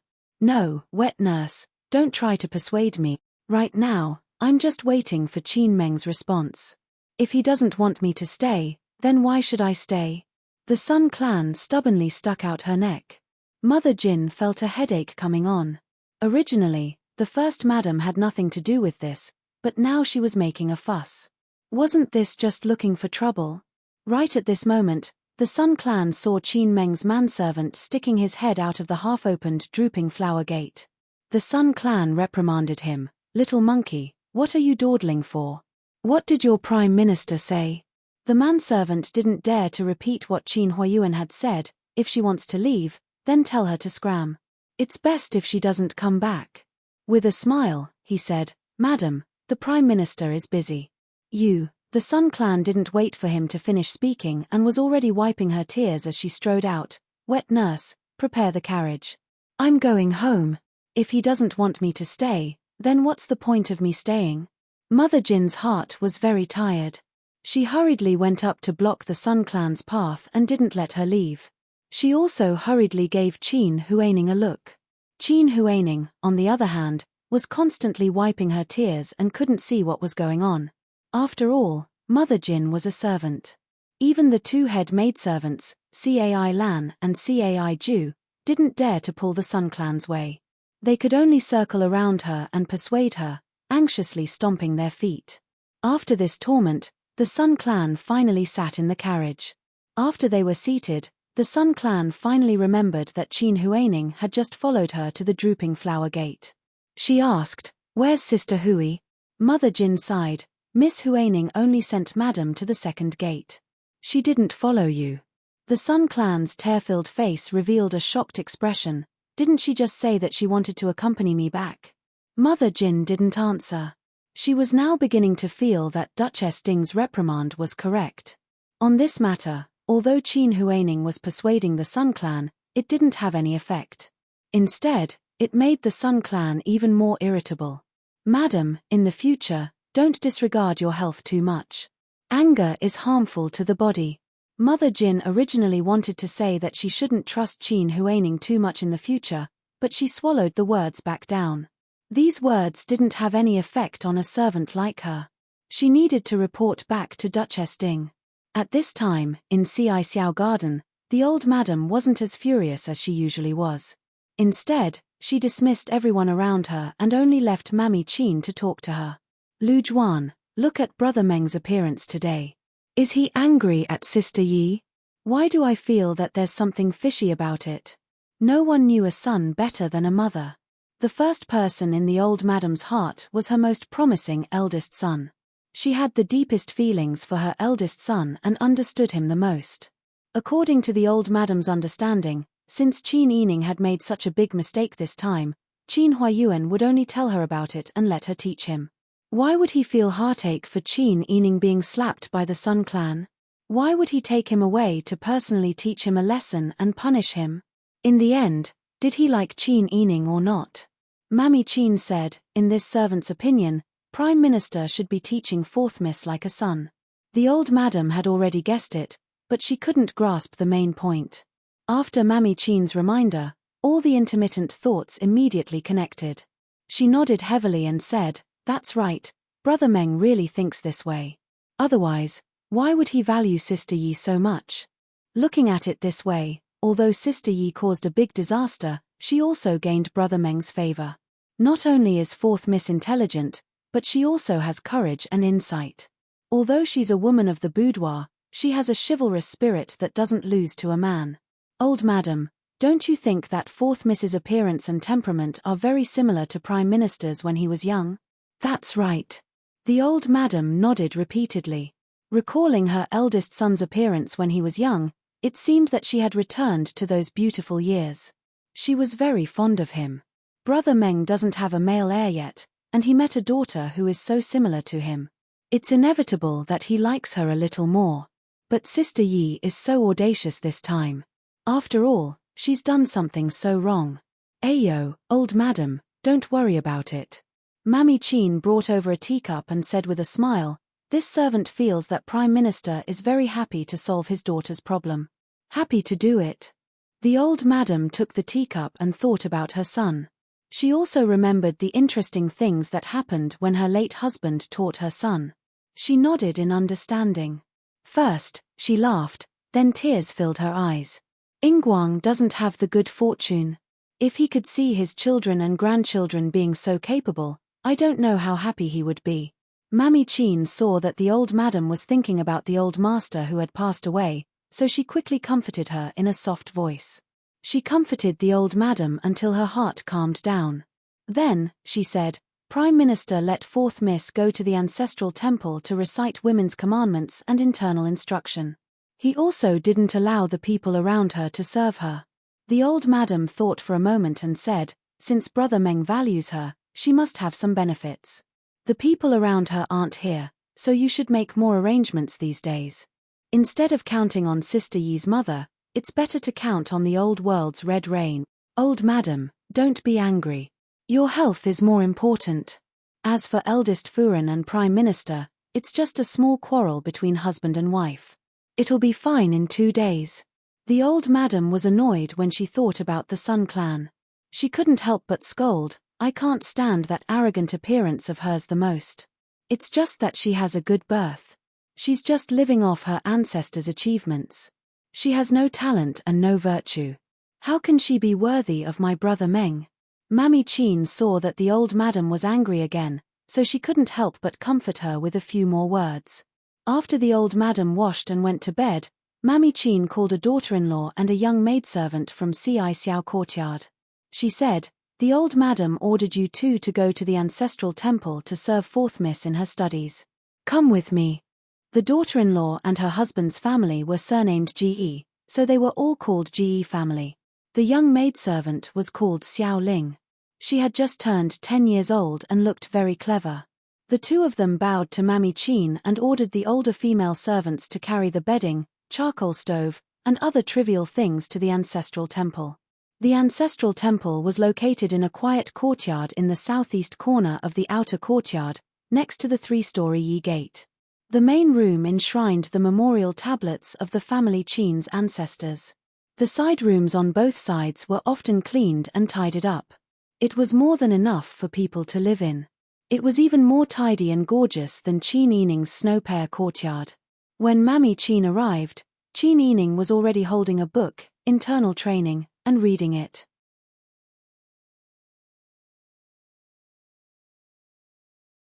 Chapter 40. Fourth young lady, what are you talking about? Mammy Chin was full of smiles. She bowed respectfully to Chin Yining and then pulled over the people behind her. Old madam is worried about you. She heard that master ordered not to let the people around you follow you to the ancestral hall, so she specially ordered this old servant to bring 2 people here. This is from the Ji family and this is Xiaoling. They will serve you here for the next few days. The Ji family and Xiaoling bowed respectfully. Chin Yining smiled at Mammy Chin and said, "It's hard for old madam to remember me." Fourth young lady, what are you talking about? Old madam is your biological grandmother. How can she not remember you?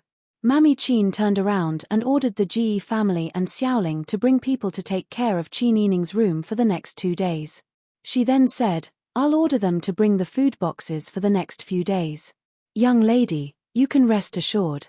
With old madam and Mammy Chin taking care of me, how can I not feel at ease? It's just quiet here. I can also concentrate on my studies. Seeing that Chin Yining's expression was normal and she didn't resent being punished at all, Mammy Chin only felt that she was quite generous. She really had the same temperament as Chin Huayuan in the past. Mammy Chin carefully instructed the Ji family and Xiaoling to serve her well. She also instructed the old servant who did rough work at the door, don't just guard the door and don't let young lady out. You've done your job well. It's important to serve young lady well. Even if young lady was ordered by the Prime Minister to recite books, you're still the Prime Minister's favorite. The old servant who did rough work was already solemn when she saw that Mammy Chin specially came. Now she was enlightened and repeatedly promised, don't worry. Seeing that everything was arranged properly and there were no more mistakes, Mammy Chin bowed to Chin Yining, this old servant has to go back and serve old madam. It's late. Young lady, you should rest early. Chin Yining hurriedly returned the bow and said gratefully, thank you, Mammy Chin, for coming. This is this servant's duty. As the 2 of them chatted, Chin Yining politely escorted them to the entrance of the ancestral hall before returning to his room. When Mammy Chin returned to Xixiao Garden, she went straight into the main room to check on the night duty arrangements. Inside the warm room, Chin Huaining was kneeling on the chaise lounge by the window. He opened a small crack in the window to look outside and was able to see everything clearly. The Dowager Duchess is truly benevolent. She really treats her own granddaughter differently. Chin Huaining slowly closed the window and walked into the inner room with a cold smile. Mimar Cai said, don't take it to heart, Miss Dowager Duchess has to put on an act. She needs to maintain a virtuous reputation. After all, this is such a big matter. So many people are watching. Chin Huaining sneered, even the wet nurse knows about the wild hoof. So many people are watching, but how come old madam and my father don't know about it? She dared to go to the prince's mansion to see an outsider. She must have eaten a bear's heart and leopard's gut. With such a foxy appearance, who knows what kind of despicable and filthy things she's done. Ever since she came back, she's been suppressing me and hitting me. The Dowager Duchess didn't punish her severely. When she made a mistake, she only punished her by reciting books. Even maternal grandmother gave her the Zhao Yun Sai. She raised me for 14 years, but she didn't give me anything. Right now, the whole family is biased towards her. If I don't take advantage of the fact that she's locked up to make a move, I'm afraid I won't have such a good opportunity. Chin Huaining's eyes were gloomy. Miss, the master is currently in a fit of anger. Do you want to wait for a while? Mimar Cai was a bit worried. Wait, until when do I have to wait? Don't tell me I'll just let that wild hoof step on me. Chin Huaining choked with sobs as tears streamed down her face. Wet nurse, you know my pain the best. The humiliation I've suffered these past few days is more than what I've suffered in my entire life combined. How can I wait? Mimar Cai's heart ached when she saw Chin Huaining's appearance. She pursed her lips and thought for a moment before saying, don't worry, miss. Actually, it's easy to deal with her. She's locked up in the ancestral hall right now, so we can't touch her. We just need to clip her wings so that she doesn't have anyone she can rely on. Qin Huaning's eyes lit up when she heard this. Wet nurse, you have a plan? Memar Cai nodded and said, isn't that easy? Miss, think about it. She's just returned to the manor and doesn't have any trusted aides by her side. If we cut off her most capable people, she won't even be able to protect the people by her side. Who would dare to do their best for her in the future? In such a large residence, if she doesn't have the support of her trusted aides, I think her life will be over. Wet nurse, you're absolutely right. Without her most capable people by her side, she won't be able to make any waves. Won't we be able to control her in the future? Qin Huaining leaned against Memar Cai's side and sighed, it's all thanks to you that I have you by my side. Otherwise, I wouldn't know what to do. Memar Cai was very moved and said, Miss, you were raised by my grandmother. If I don't do my best for you, who else should I do my best for? When she thought about Mother Jin, Memar Cai took the opportunity to say, just like how I do my best for you, my aunt also does her best for old madam. She only does as she is told. Miss, please don't blame her. Qin Huaining naturally understood Memar Cai's worries. That old woman, Mother Jin, had changed her attitude too quickly. But wasn't it because the Sun clan's attitude had changed? Qin Huaining felt resentment in her heart. She blamed Memar Cai for not properly handling her aunt's affairs, but she couldn't say it out loud. She smiled and comforted Memar Cai, then turned to carefully consider how to make a move. Qin Yining spent her days in the ancestral hall memorizing books as punishment. First of all, the ancestral hall treated her well. Second of all, she had a photographic memory. Not to mention the thin women's commandments and internal discipline, even the 4 self-accomplishment classics for women was a piece of cake for her. The only downside was that the outside world was not well informed. She only found out that the Sun clan had returned to her maternal home 3 days later when she overheard the Ji family and Xiaoling chatting in low voices. She felt that the Sun clan's way of doing things wasn't good. Every time they quarreled, they would return to their maternal home with great fanfare. She had already seen them twice in the few days she had been home. Not to mention how much her in-laws' family disliked her, even her maternal family was tired of her.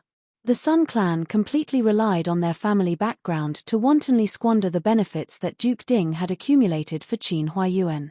Qin Yining felt that she could be considered to have a good family background. If she really did get married in the future, she should take this as a warning. She absolutely couldn't be as annoying as the Sun clan. She didn't know how Snow Pear Courtyard was doing. However, her father had ordered all the maids in Snow Pear Courtyard to reflect on their mistakes behind closed doors. It was a kind of protection. If they didn't see anyone, there would naturally be no danger. Such peaceful days passed for another 3 days. During this period, Qin Jianing had her adulthood ceremony and her marriage with the second master of the Duke of Jianan's mansion was put on the agenda. This news was still known by the Ji family and Xiaoling's conversation. Today was the 7th day Qin Yining was locked in the ancestral hall. Qin Yining had just finished her breakfast and was rinsing her mouth with the hot tea brought by Xiaoling when she suddenly heard a sharp cry in front of the courtyard door. Fourth miss, please save Ruelan. Qin Yining's heart skipped a beat.